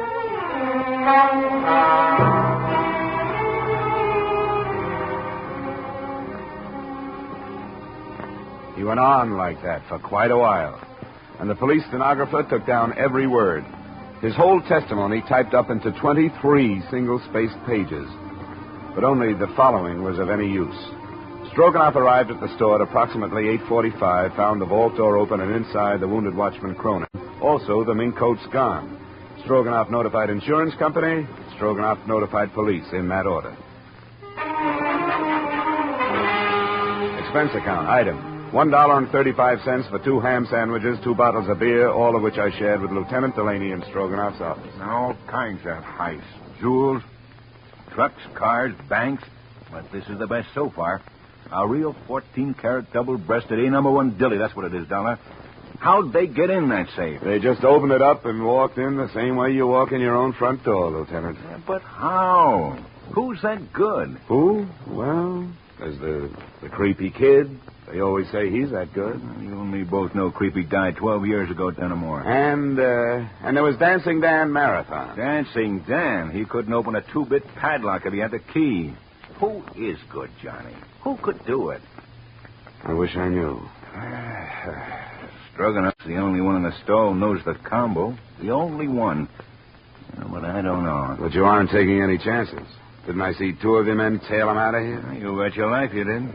And by the way, didn't you put in a call to your office and have him checked on? You bet your life I did. Cop work. All the time we got... Delaney. Yeah, hi, Richie. Well, give it to me. Yeah. Mm-hmm. All right, thanks. Hospital, Dollar. The night watchman? Cronin died 10 minutes ago without saying a word. Mm-hmm. I was hoping he'd be able to fill in some gaps. Well, he does. At least one. Which one? The other watchman's story about playing the radio. What other watchman? Al Reedy. Oh, I'm sorry, Dollar. Maybe you passed him up. Well, tell me about him. Was he shot, too? No. We questioned him first thing this morning. You see, Cronin made the rounds, and Reedy held down the office. Reedy didn't know nothing about anything last night. He was listening to his radio in his office downstairs. What gap does that fill? And Doc says Cronin got it with a .32. That'll fit. They don't make much noise, and a man leaning into a radio close. Reedy, huh? Well, where can I find him? Right here. He's waiting in the locker room. Why, you want to talk to him? Yeah. Mind? Oh, help yourself, Dollar. Thanks. Oh, Dollar. Yeah? You're looking for $300,000 worth of mink coats. I'm looking for a killer. Don't be a wise guy when you do your poking around, huh? I'll try to keep my nose clean, Lieutenant.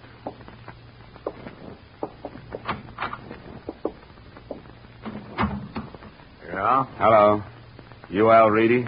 You another cop? In a way, yeah. In what way? Insurance investigator.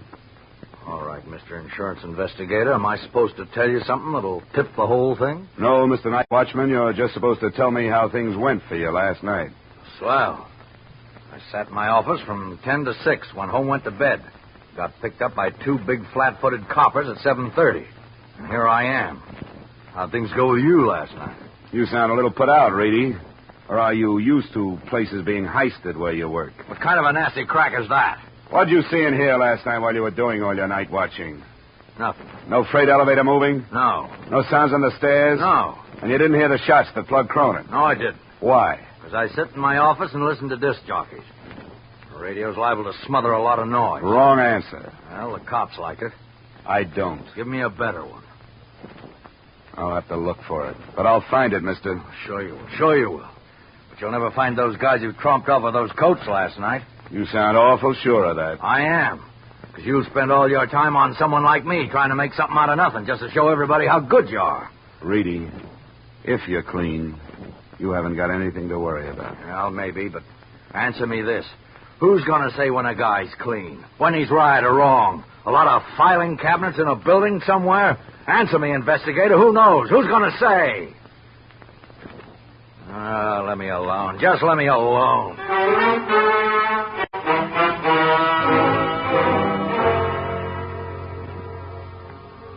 I didn't know what to make of Al Reedy, but I did know I wanted to know more about him. At the personnel office, I pulled out his application card. It looked good enough, and then I suddenly put it back. I had a hunch, and I headed for the Middleton Safe Company. The president and chief designer of the Middleton Safe Company was standing under a blue light in the center of a newly completed vault. He seemed lost in the huge room of shiny, gleaming metal all around him. Please excuse me for not receiving you in my office, Mr. Dollar. Inspection day? Something like that. Now, this is what I call the Big Haze. Beautiful, isn't she? Completed a fortnight ago for a firm of South American bankers. You work on the safes and vaults yourself, Mr. Middleton. Indeed I do. The drama of it captured me as a youth. To compose and weld and conform metal into an impregnable stronghold. Oh, it's fascinating, huh? Yes, of course. Fine metal, case-hardened, perfectly alloyed Ohio steel. Strength, Mr. Dollar. Strength. But then I bore you, sir. And now then, why are we meeting? So you can tell me something about safes and vaults, Mr. Middleton? Oh, I dare say I could, sir. But I'm afraid you'll have to be more specific. All right. Tell me about the kind of vault you manufactured for the Elwood Faber department store. A vault for... Oh, yes, the fur vault. Oh, yes, of course. What precisely do you wish to know about that vault? How someone could open it without knowing the combination. Oh, an impossible occurrence. Have you read the morning papers? Papers? What about them? That particular vault was opened last night and all the furs taken. What do you say? Looted? Oh, that's impossible. It happened. That's why I'm here. Well, this is quite a... Oh, dear me, Mr. Dollar. Of course, you'll want a thorough account from my organization. Of course. And I shall be glad to furnish you with any information that might be helpful. I'd like to know how the combination was set and who knows it. But I'd have to know the serial numbers on that particular vault. Yeah, try these. Oh, well, you're a very efficient man, Mr. Dollar. I see you've jotted them down. Well, let's go up to my office and look them up. Oh, no, sir. That won't be necessary. I recognize these serials. D4536. Oh, D. Oh, D stands for Dana. Mr. Dana set the final combination. Mr. Dana? My chief engineer for years. And who else besides him would know it? Myself, and the person in proper authority at Elwood Faber, of course. Well, that would be Stroganoff. Anyone else here? No, sir. I'd like to talk to Mr. Dana, then. Well, I'm afraid that's quite impossible, sir. Oh? Albert Dana has been dead for 7 years. Up to and including that point, I had a whole lot of nothing to go on. But by the time I got back to Boylston Street, heading for my hotel, things began to happen. A police car pulled up at the curb, and a familiar Stetson on top of a familiar head leaned out of the window. Hey, Dollar, yo. Yeah, hello, Delaney. Hop in. Just come by to get you. I thought you might be interested in a guy. What guy? The one we found floating down the Charles River an hour ago. Who is he? I don't know. But it looked like he's got the same enemies as a night watchman named Cronin. Huh? Yeah. There were 232 slugs in him. We wouldn't have picked it so fast, only that's the second pair been through ballistics in one day. And they match? Like your two front teeth. The same gun killed the night watchman and the guy in the river.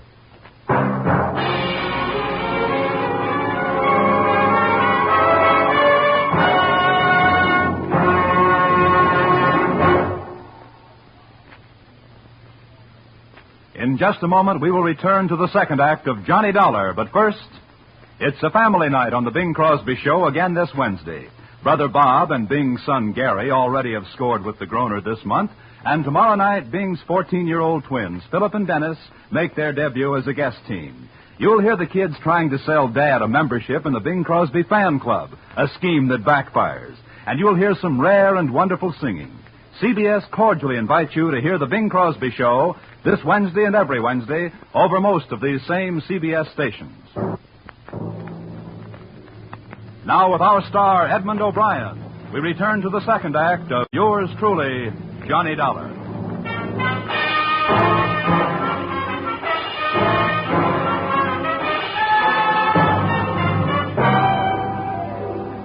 I spent half the night at the city morgue and police headquarters with Lieutenant Delaney, examining the body they found in the Charles River and trying to identify him.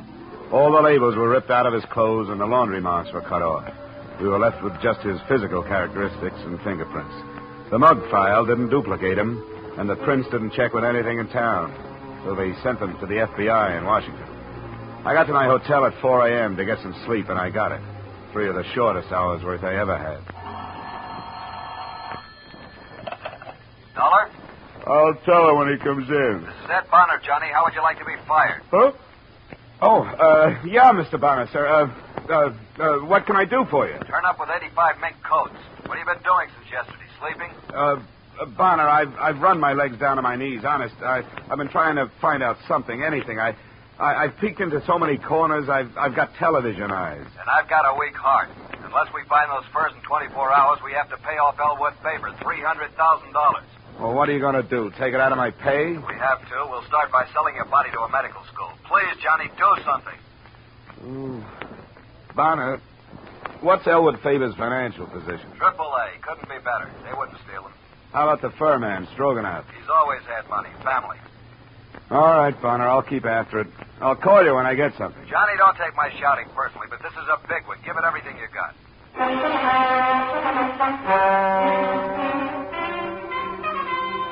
I forced myself to get out of bed, take a shower, and get my clothes on. I started for the door and had no idea where I was going Aha, Mr. Dollar. when somebody did my thinking for me. To see you personally, I, Stroganoff, maestro of the Elwood Faber Fur Department, am here. Do you have any news? News? Every paper in the country it should hit. Twice.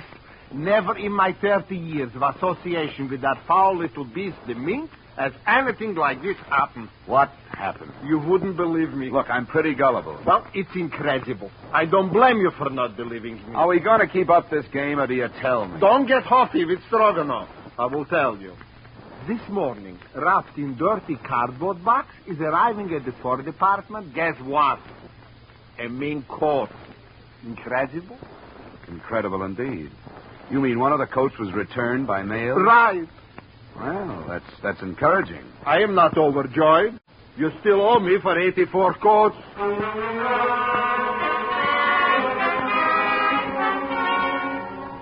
Item, $1.90 for cab fare to Elwood Faber. It didn't make any sense that the men or man who committed murder to make the heist would return anything. But one coat had come back. And in the pocket, I found a small piece of slick cardboard. It was only 1/3 of an inch long, but there were 3 words on it. Country Club Dance. I was lucky. The country club secretary had a guest list, and one name on it stuck out like the nose on Jimmy Durante. Patricia Reedy. Yes? Oh, Miss Reedy? Yes. Who are you? Name's Johnny Dollar. Your father is employed at Elwood Faber, isn't he? That's right, but Is he in now? well, he's probably in bed. May I help you? Well, I don't know. I saw you at the country club dance the other night. Oh, were you there? Yeah, I couldn't keep my eyes off you, especially when you had that mink coat on. The mink. Well, Talk with this guy, Pat. What do you want, Dollar? Some information. Patty, will you make some coffee or something? all right, Dave. Anything else? Oh, nothing I can't handle. Okay, Dollar, what are you doing here? Who asked you into my house? My job. I came to find out about a mink coat that showed up at Elwood Faber this morning. Look, let's go out in the hall and talk. Okay. All right, Reedy, let's hear it. Now, don't go into a long song and dance. I'll tell you everything. Just the way it was. And I'd be real interested. The way I figure it, you helped in the theft. You maybe even killed Cronin. You kept one of the coats, but you got scared you might be caught with it, so you sent it back. Your daughter left the dance ticket in the pocket. All right. Here's the story right down the line. I didn't help in the heist. I had nothing to do with it. I didn't even know what was happening. Like I told you, I was in my office, listening to the radio. Tell me, Reedy. You ever been arrested? Well, Dollar, you're smart enough to find it out sooner or later. I served time, sure. You might as well know. Lots of it. Elwood Faber would be interested to know a trusted watchman served time. Well, what'd you expect me to do when I got out? Curl up and die? I gotta live, too. I'm straight now, Well, almost. I had a wife and a kid. The wife died. You've seen the kid in there. 13 years of her life, she had nothing. But now I'm trying to make up for that. Everything I do is for her, not for me. What about the coat? Sure, I took it. I borrowed it. Before the safe was locked up for the night. I've been borrowing stuff right along. Whenever my kid needed anything, I always return them in good shape. I told Pat they let me do it. She don't know nothing. That's kind of a strange philosophy. I don't even know how to spell philosophy. But I do know this. That girl in there has a life ahead of her. Her mind's behind me. I got to give her every chance I can to look good, to act good, to use her brains, to meet the right people and go to the right places. Not just for dough, you understand, a millionaire husband, but just for a right guy and a fair crack at happiness. Uh-huh. Oh, you guys are all the same. You work from a little book, printed directions. Everything's black and white in life. Nobody's human. Oh, well, that's that. I don't know what you're going to do, but I hope it don't blast that kid's life to pieces. Reedy, you should have thought of this a long time ago. I don't want any lectures. You'll shut up and you'll listen to me. I think I believe you. Maybe you're right. Maybe we do work from printed directions a little too much. Well, I can use a little judgment on my job. I think, for now, I'll forget everything you told me and forget where that coat came from. Go on back to bed. Go on, Reedy. Well, I didn't expect that from you, Dollar. Reedy, I know what bad breaks are like, too. Oh, come on. Look, you'll have me doing that in a minute. Hey, Dollar, I don't go in for this stool pigeon stuff. I never have. Well, now, I see it another way. It doesn't matter what you tell as long as you tell it to the right guy. What does that mean? I'm going to give you something. It'll take them at least 24 hours to identify the guy they found on the Charles River. Picture in the paper this morning. Well, I can tell you right now who he is. Who? Who is he? Ted Gray. Worked in Elwood Faber about 6 weeks. Was fired 2 weeks ago. How do you know? Oh, I just know.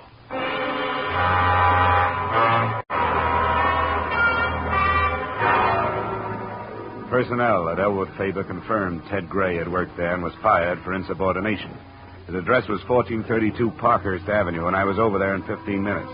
It was an ordinary, undistinguished apartment house. No one answered when I knocked at apartment 12A, but the door was unlocked. Except for the furniture, the room had almost nothing to offer. I poked around for half an hour before I saw the phone numbers written on the wallpaper next to the phone. There were 14 numbers, and I started calling them right down the line. The first 7 produced such things as Ling Chi Chinese Hand Laundry, the Happy Hour Liquor Store, and several other things that didn't have the particular information I needed. On the 8th call, I got results. Hello? Hello. Is Harry there? Harry? Harry who? Harry Gordon. Well, I'm sorry. You must have the wrong number. Oh. Sorry. That's quite all right. Maybe he didn't know Harry, but I knew him. At least his voice. I called Lieutenant Delaney and told him where I was going. It was dark by the time I got to the Middleton Safe Factory. There was a single work light spreading a sickly yellow glow over the main floor of the loading platform. There wasn't a sound when I entered.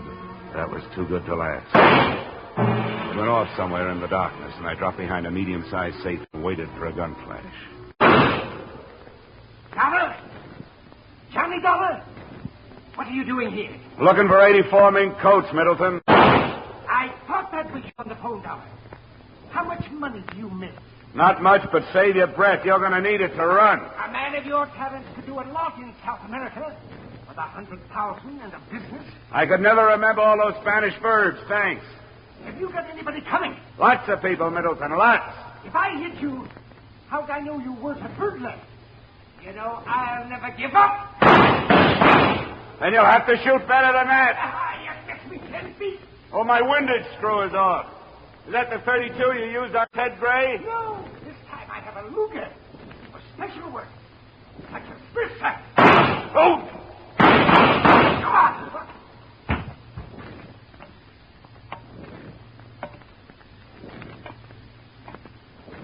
That Luger didn't help you much, Middleton.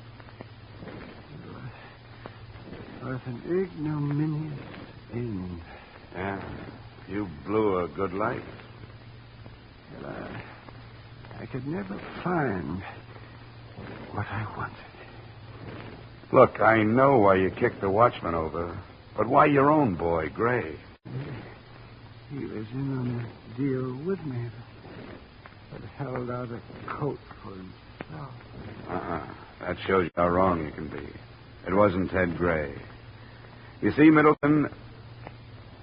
Oh. Dollor! Over this way. You've been shooting up the town, Dollor. Now, what's this? Jessup K. Middleton, he's your boy. Yeah, boy, for what? For the fur heist and the bodies at the morgue. How do you know? Well, there's a safe full of furs on its way to South America somewhere. If you hurry, you might stop it at the port of New York. Well, why would he kill the guy in the river? And who was that guy? Ted Gray. He was the man who cased the Elwood Favor job. He reported 85 coats ready to go. And when only 84 showed up, Middleton thought he was holding back on it. Well, okay, Johnny. Thanks for doing all the work. I was just lucky, lady. You sure were. You could have been hit where it hurt worse. Come on, let's have the ambulance doctor look at that shoulder.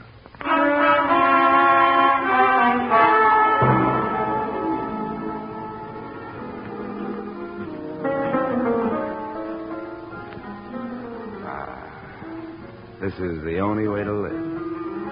Miss Reedy, you... Make it Pat. You know, you're great on your feet. Well, what about you, Johnny? Dancing with your arm in a sling. Well, I took the no hands course at Arthur Murray. Pardon me, Mr. Dollor. There's a phone call at your table. Oh, thanks, Ryder. Come on, Pat.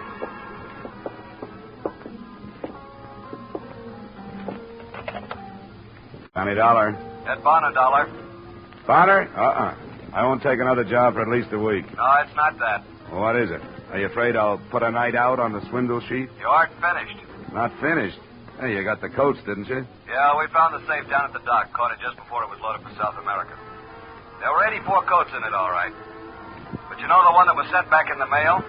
It's been stolen again. One's still missing. Oh, really? Oh, that. Oh, yeah.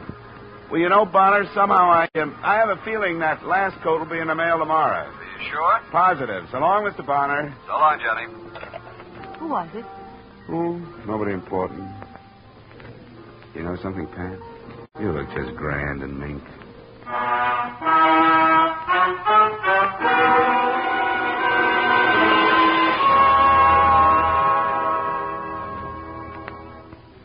Well, the coat did show up the next day and in the mail. Maybe she'll have one of her own someday. Me? I stuck around Beantown for a few days to get a better look at the Bunker Hill Monument, Paul Revere's home, and her deep blue eyes, which began hinting at wedding bells. So, expense account item $11.75 back home, but fast. Expense account total $384.16. Yours, truly, Johnny Dollar.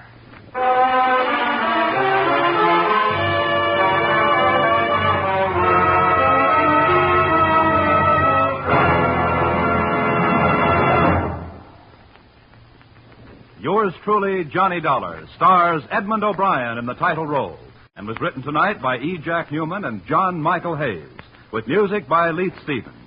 Featured in our cast were Harry Bartell, Joseph Kearns, Hans Conried, Bill Johnstone, Howard McNear, and Gloria Blondell. Yours truly, Johnny Dollar, is produced and directed by Jaime Del Valle.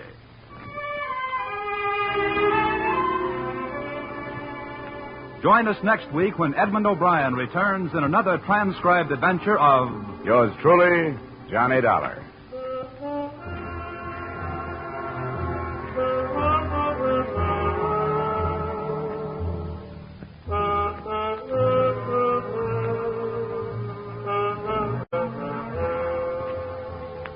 If you've got a piece of string handy, you better tie it around your finger so you won't forget to file your income tax return. The deadline is March 15th, you know, and March 15th is right at hand. So to avoid penalties, file your returns promptly, but don't be in such a hurry that you forget to sign your name or attach your withholding statement. Now stay tuned for the adventures of Philip Marlowe, which follows immediately over most of these same CBS stations. This is CBS, where you meet Gene Autry every Saturday night, the Columbia Broadcasting System.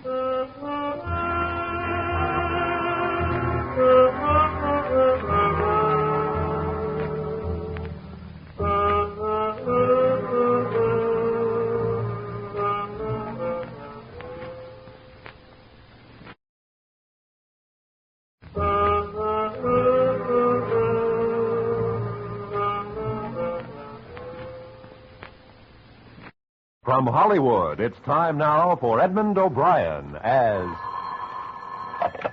Johnny Dollar. Hank Layson at Intercommercial, Johnny. Say, did you ever hear the Colegio diamond? Doesn't strike a chord. Worth about $200,000 on the open market. It's insured and it's been stolen, right? Well, can't say definitely that it's been stolen, but it's gone. The owner's name was Benson, lived here in Hartford. Why the past tense? They found him last night in his study, murdered.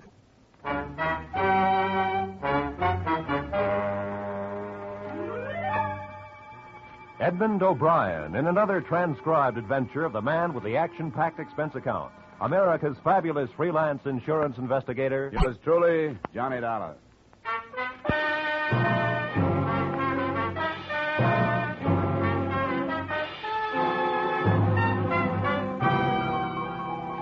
Expense account submitted by Special Investigator Johnny Dollar to the Intercommercial Insurance Companies of America, Home Offices, Hartford, Connecticut.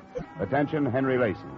The following is an accounting of my expenditures during investigation of the Colegio Diamond matter. Expense account item 1, $1.20 taxi fare to the western part of town where the better homes are situated. Mr. Charles Benson's home was back from the street and encircled with a high, well-trimmed hedge. The black wreath was already on the door. A young lady, very pretty in a black dress, received me in the study. You're Mr. Dollor? That's right. Mr. Layson phoned and said you were on your way. Oh, I hate to bother you with a matter like this right now. Miss Benson, is it? Yes. It's quite all right. Maybe if I go over it all again, it'll help me realize that it's happened. That Dad's gone. It's still like a bad dream. The beginning was when Dad bought the Colegio diamond. When was that? About 3 years ago in Italy. He bought it from a diamond trader who'd just come into Florence from South Africa. Your father had interest there? No, he was just a tourist. He'd heard about this diamond from a friend of his, a collector. Seems the diamond had belonged to a minor official to the Medicis, a man named Colegio. It was given to him in return for a favor. Since then, it's passed from hand to hand until Dad bought it. What did he pay for it, do you know? About $200,000, or the Italian equivalent at that time in lira. But, Mr. Dollar, the diamond has a strange history. Now, don't tell me there's a curse on it. No, nothing like that. But I guess it amounts to the same thing. Everyone who's owned the diamond has died with it in his possession, died violently. There's nothing particularly mysterious about that. Anything worth as much as that piece of glass is worth killing for. Say, who's living with you here now? My mother. Just the two of us. You have no idea how hard it's been for her, Mr. Dollar. She's hardly been out of her room since Dad died. Can you tell me about last night, Miss Benson? Well, I was out with Bob, my fiancé. We were out till about 3. Dad was home alone. He had a habit of reading very late. In this room, as a matter of fact. The light in the study was on when we came in. It was the only light on in the house. Bob and I went in. Dad's back was to the door. Please go on. He was slumped over in his chair facing the window. His book had dropped to the floor.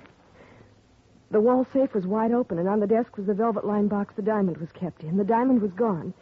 Dad had a bullet hole in his temple. I see. He kept the diamond right on these premises? Always.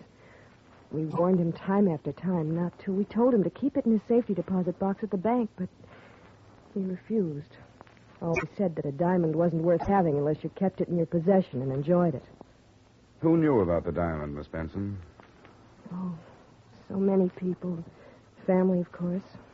Myself, Bob. The papers were filled with the news when Dad came back with it from Italy. Well, I mean, who knew where it was? Who knew the combination of the safe? Nobody but Dad. And, of course, Mother. Oh, yes, and Mr. Corrigan. Who's Mr. Corrigan? Dad's lawyer. Dad kept the will in there and a few other papers that Mr. Corrigan would come and get every once in a while. Well, Corrigan came into the house and got papers out of your dad's safe anytime he wanted to? Anytime he wanted to. I think I'd better talk to Mr. Corrigan before I go any further. Now, Mr. Dollor, Mr. Corrigan wouldn't have stolen Probably not, but we'd better have a talk just the same. I'd like to have his address, please.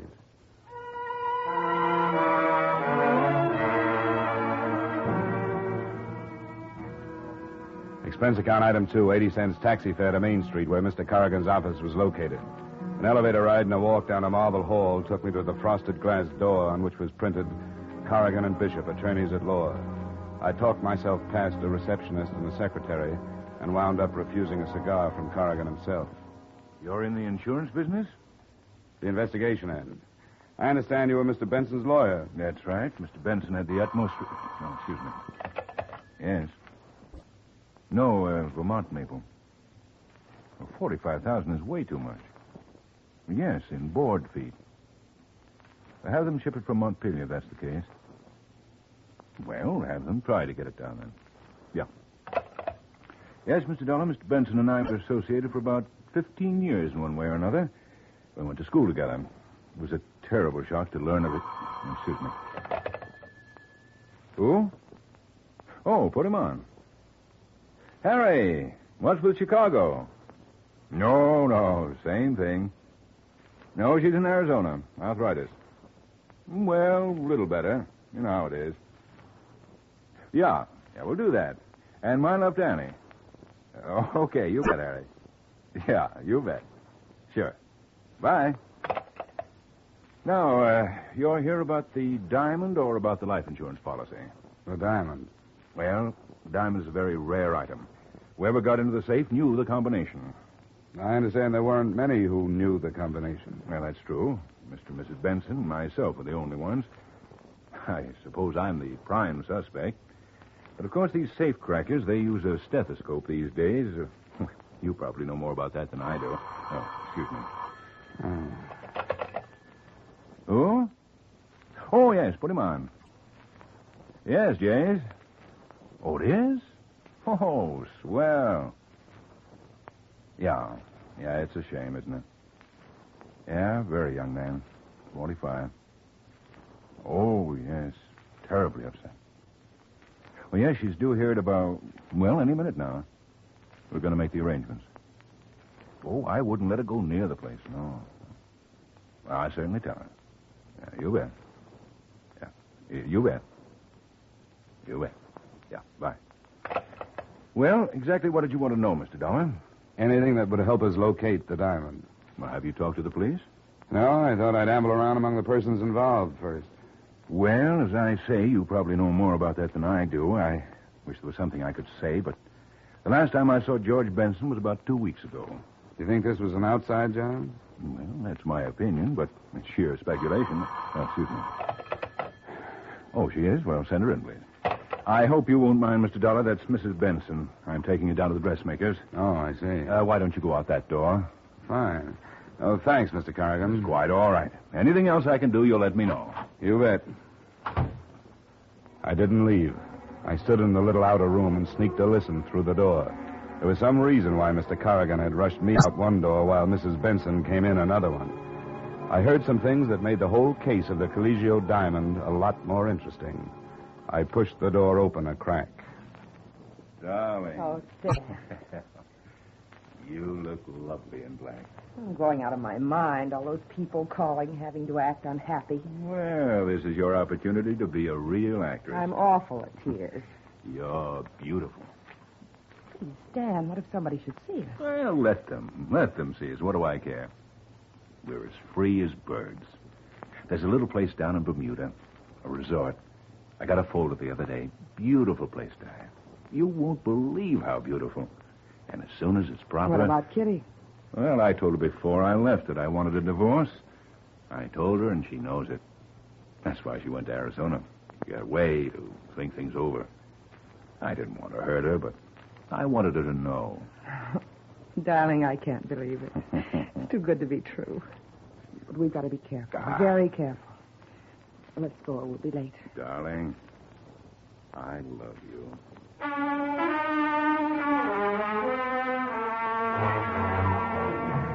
On that somewhat touching note, I quietly closed the office door, turned toward the door that would lead me out into the corridor, put my foot to a rough edge of carpet, and promptly fell flat on my face. This brought Corrigan running. I thought you were gone, Mr. Dollar. I thought so, too. Do you consider it quite ethical listening at keyholes? Didn't you know? Investigation is just a very polite word for snooping, Mr. Corrigan. Who is it, Stan? He's an insurance investigator. You heard everything? Not everything, Mrs. Benson, just enough to tell me that black is not your color. No, it isn't. I loathe black. Ditto your husband. I tolerated my husband, Mr. Dollar. You don't have to explain anything to him, darling. He's just an insurance man. The police might be interested to know about this little relationship. There are a number of angles here. Could be that you and Mrs. Benson killed Mr. Benson and removed the diamond to make the whole thing look like robbery. Yes, Mr. Dollar, it could be. I welcome any police investigation. Fine, I'll go right over. Wait. I don't think right now would be quite the opportune time. Guilty or not guilty, I have a reputation. In the light of that corny love scene you two just played, I can't imagine why. Mr. Dollar. Sorry. Well, what do we do? We'll stand around embarrassed? Let's have it. Why did I get the Rush Act out of your office? Well, that's simple, Mr. Dollar. I was afraid that Diane would give away our relationship. He's right. I'm not a very good actress. When did this thing start? Must you know everything? I think so. About 7 years ago. The wool you were pulling over Benson's eyes must be pretty worn by now. We did nothing to be ashamed of. I resent this. I resent the whole thing. I don't think I want to tell you anything more, Mr. Dollar. I don't blame you. And you know, it's all kind of dull anyway. I'll go to the police. They'll probably have something much more interesting. Don't worry, Corrigan. I'm not going to breathe a word of this unless I feel it necessary.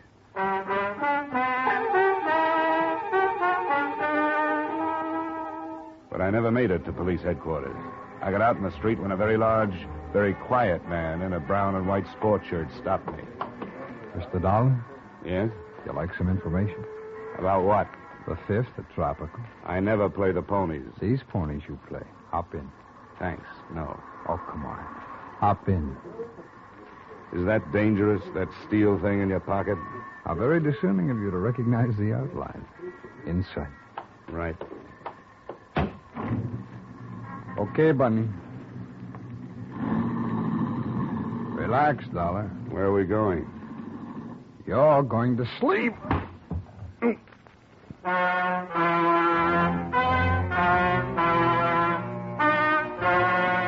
I awoke with a groan in my own apartment. Nobody was there, but nobody. As soon as I could focus my eyes, I tried to lift myself off the floor. After 5 tries, I managed to turn my head. What I saw made me want to go back to sleep again. The place was a mess. There wasn't 1 inch that hadn't been gone over with what must have been a tractor. Every drawer in the place had been turned upside down. The problem was reaching the phone. It was all of 10 feet away, but it might have been 10 miles. I started to crawl. About halfway to it, I grabbed hold of the cord. I pulled the phone toward me until I got my hands on the receiver. Hello? Hello, Johnny? Hello? Hello? Johnny? Yeah, Johnny. Johnny, you sound awful. Yeah, I can understand it. Well, what'd you find out about the Cleggio diamond? You were right. About what? It's gone. Well, that's brilliant. Who took it? I don't know. Well, what are you doing to find out? Right now, I'm just lying around. Somebody gave me a tumble. Say, are you drunk? You better send a doctor. I think I'm going to pass out again. Johnny? Johnny? Hello? Johnny?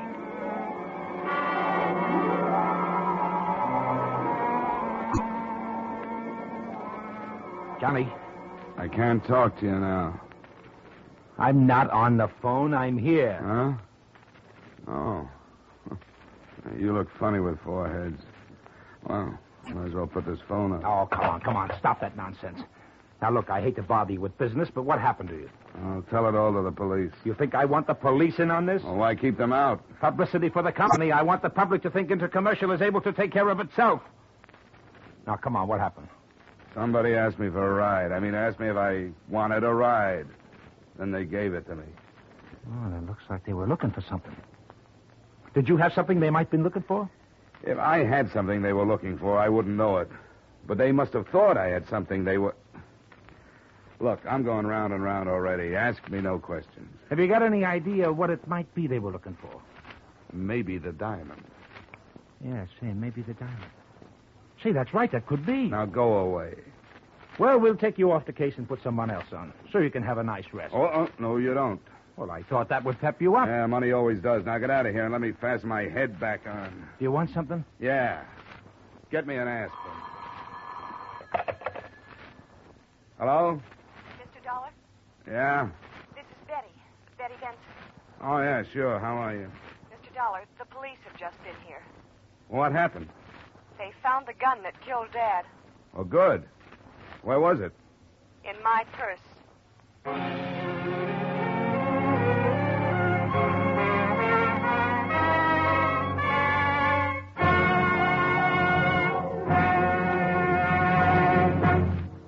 We will return to the second act of yours truly, Johnny Dollar, in just a moment. For an hour of rapid-fire entertainment, The Show Goes On is the show for you these Friday nights on most of these same CBS stations. It's an intimate glimpse into a fascinating angle of backstage life, a series of honest-to-goodness auditions for jobs in theater, nightclubs, and radio. The singers and comedians you hear are face-to-face with managers, agents, and bookers ready to hire them on the spot, take an option, or turn thumbs down. Be sure to hear The Show Goes On and its latest acts this Friday night. Now, with our star, Edmund O'Brien, we return to the second act of yours truly, Johnny Dollar.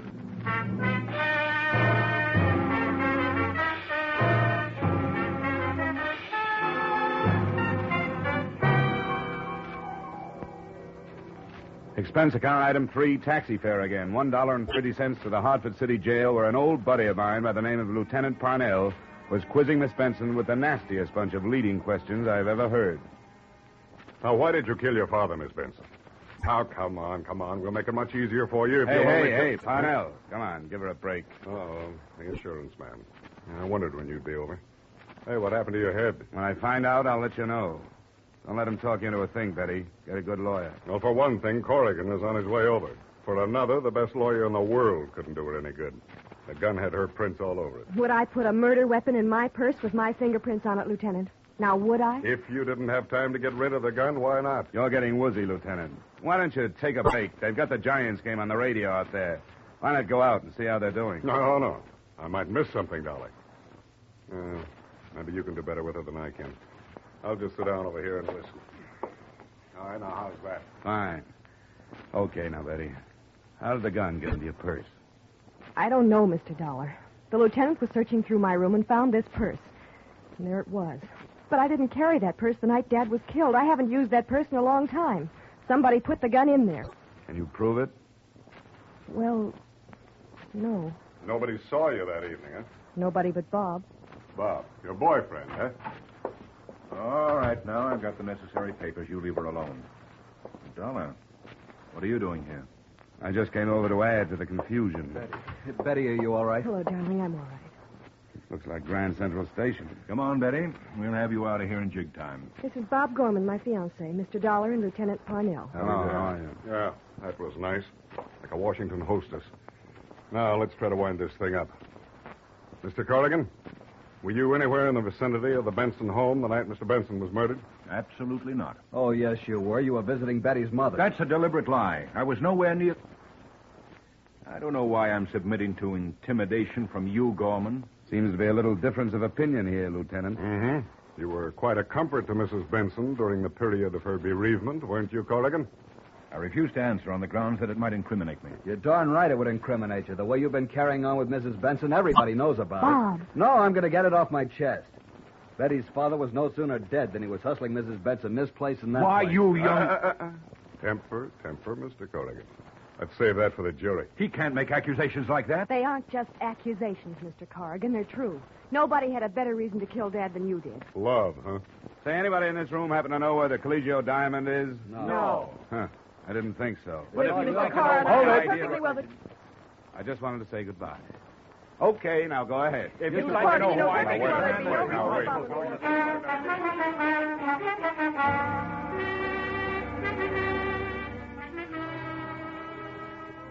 Expense account item 4, $12.20 miscellaneous taxi fares all over the place. I went on a little visit to Corrigan's apartment and found something of interest. A little slip of paper on which was written in the highest form of legal language, of course, I owe you $2,000, George Benson. I worked my way into Bob Gorman's apartment. There I found a bill from the Garant Detective Agency. Then to police headquarters again, where I found a picture of a man who was tall and thin and had a little, well-trimmed mustache. Then I went home where I found a man who was tall, thin, and had a little, well-trimmed mustache. He was drinking my bourbon. You're drinking my bourbon. It's lousy bourbon. Look what you did to my head. It's an improvement. All right, what do you want? The diamond, what else? I don't have it. I don't believe it. Well, search the place. I already did. Well, I guess that does it. I'll see you later. Don't go. Out of the way. I said don't go. You crazy... Okay. Drop the gun. Let go. Now, sit down and finish your drink. I didn't come here alone. If I'm not downstairs in 3 minutes, you'll come up. The more the merrier. Who do you work for? Myself. That's right, friend. I want all the excuse I can get to beat the pulp out of you. Go on. Now cut it. Who do you work for? Corrigan. What's the deal? He wanted me to get the gun. So you planted it in Betty's purse? I didn't. And I didn't kill Benson either. I went to get the gun, but it was gone. And I thought you had it, but you didn't have it. So you were working for Corrigan? Yeah. Okay. Now let's start all over again. Who do you work for? I told you, Corrigan. This isn't going to be much fun for you, friend. Now listen, lay off of me. I'm telling you the truth. I tell you the truth, and you keep on hitting me. Now, that ain't fair. Who do you work for? Oh, okay. Mrs. Benson. What's the deal? She hired me to get the diamond. Why? She killed her husband so she'd get away with Corrigan. She wanted me to break in and get the diamond so it looked like robbery, see? Robbery and murder, see? Here we go again. Will you leave me be? I can keep this up all night if I have to. Why don't you tell me who you think I work for, then, instead of beating up on me? I want to hear it from you. Look, chum, since you knocked me on the head, I get spells of bad temper. All right. All right. The Garant Detective Agency. Now we're getting someplace, Vic. How did you know my name? Well, it's a byword in every precinct police station from here to Ishpeming. You were hired by Bob Gorman. I was hired by Bob Gorman. You killed Benson. I don't know who killed Benson. What were you hired for? To get the diamond. Bob's got it in his apartment. Do I start working on you No, again? don't act so tough now. Well, who's got the diamond? Corrigan. Well, look, if you've got all the answers, what are you asking me for? Vic, my boy, I'm amazed. I've seen liars in my time, but I've never run across anything like you. How can you do it with such a straight face, huh? Years of practice. Now, I'll tell you the truth as you see it. Don't you hit me no more now. Bob Gorman hired you. That's the truth, all right. And he hired you to get the diamond. But you didn't find the diamond there. You found Benson dead. I walked in there. I'm telling you, I was never more surprised in my life. There was Benson in that chair. Well, I hired out to do a lot of things. But murder, that's not for me. There ain't money enough in the world to make me commit murder. Slugging, you do. For good money. Vic, I'm not interested in who killed Benson. Personally, I don't think you know. I want to know where the diamond is. How do I know where the diamond is? It was gone when I got there. I thought you had it. That's why I slugged you. Period. All right, Vic. I'm tired. I got a splitting headache. Finish your drink and get out of here. No, thanks. It really is lousy bourbon.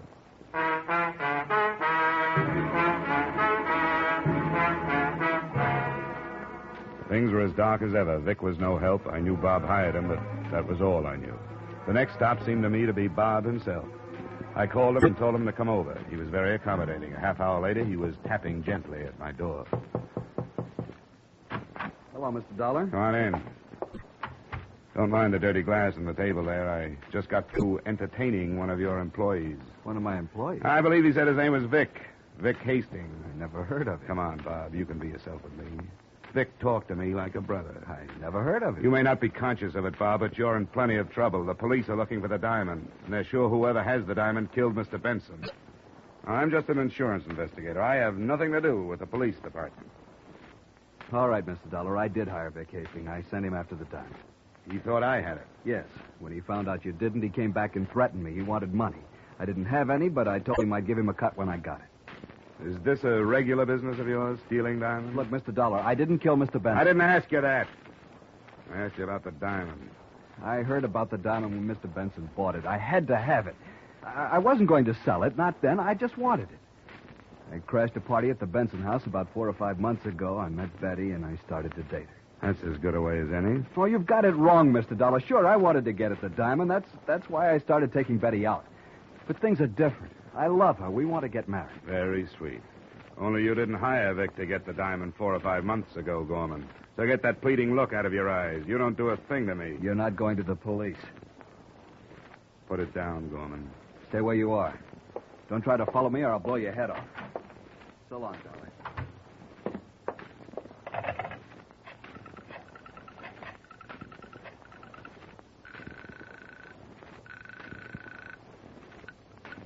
Parnell speaking.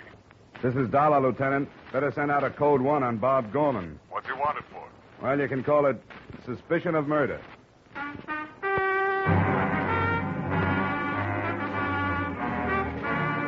Expense account item 5, 120 taxi fare to the Benson home. I found Mrs. Benson in a sad state upstairs due to her husband's death and her daughter's incarceration. Why must you pester me about a thing like this now, Mr. Dollor? Haven't you any consideration? Sorry, Mrs. Benson, but it's a job.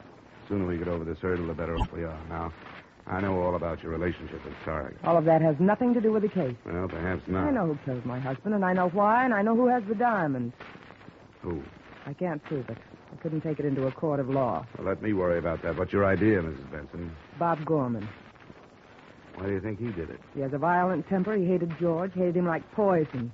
George never wanted him to marry Betty. Sorry, that motive doesn't click with me. Now, let me tell you who killed your husband. You and Corrigan. How dare you? wanted to get rid of him. You two are the only ones who knew the combination of the safe. You took the diamond and killed Benson. Why, you... And you planted a gun in Betty's purse. Do you mean to suggest that I would try to make my own daughter out to be a murderess? That's just what you hoped the police would think, that if anybody were framing your daughter, it wouldn't be you. You knew the police would clear Betty because she was nowhere near the house when the murder occurred, and you thought they'd assume that Bob Gorman planted the gun in Betty's purse. That's a lie. Come on, Mrs. Benson. It's all out in the open now. Stay where you are, Dollar. Corrigan. I was expecting you. You're pretty good at this business of investigation, aren't you?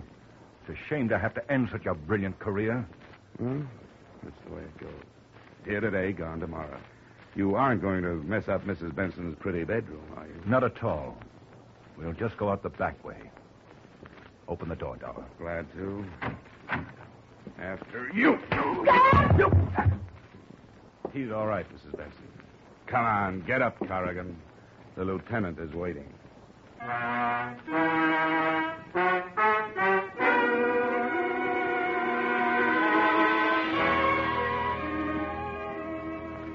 In case you should ask, how did you know, Mr. Dollar, that Corrigan and Mrs. Benson killed George Benson? The answer? I took a big guess. I told them my guess, and with the authority of an Illinois judge, they swallowed it and they confessed. To wind it all up, I might add the following. They got Bob Gorman. He's being sent up along with Vic Hastings.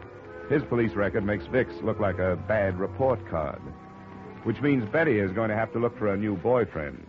The insurance company has saved a good deal of money. Everybody bad goes to the penitentiary. Everybody good stays free, which proves that bluff is better than logic. This time, anyway. Expense account item 6, doctor bill and miscellany for my sore head amounting to $25. Expense account total, $65.34. And that's pretty cheap. Yours truly, Johnny Dollar.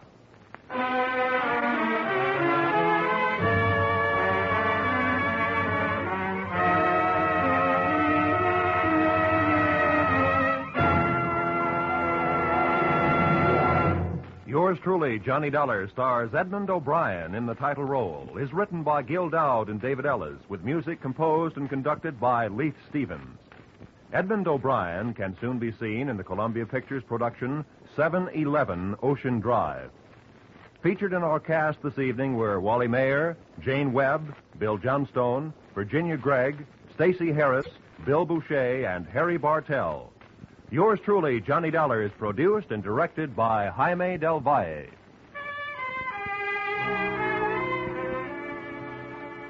Join us again next week at the same time when from Hollywood, Edmund O'Brien returns in another transcribed adventure of Yours truly, Johnny Dollar.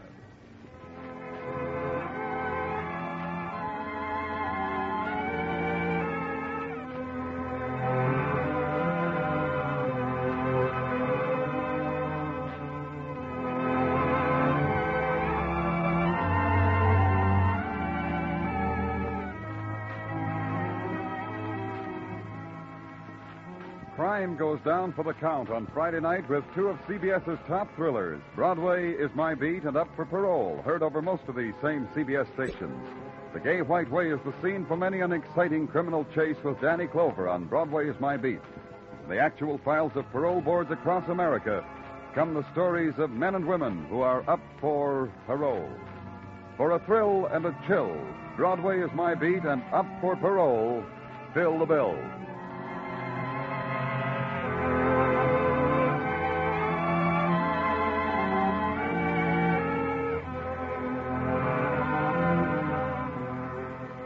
This is CBS, where you thrill to gangbusters every Saturday night, the Columbia Broadcasting System.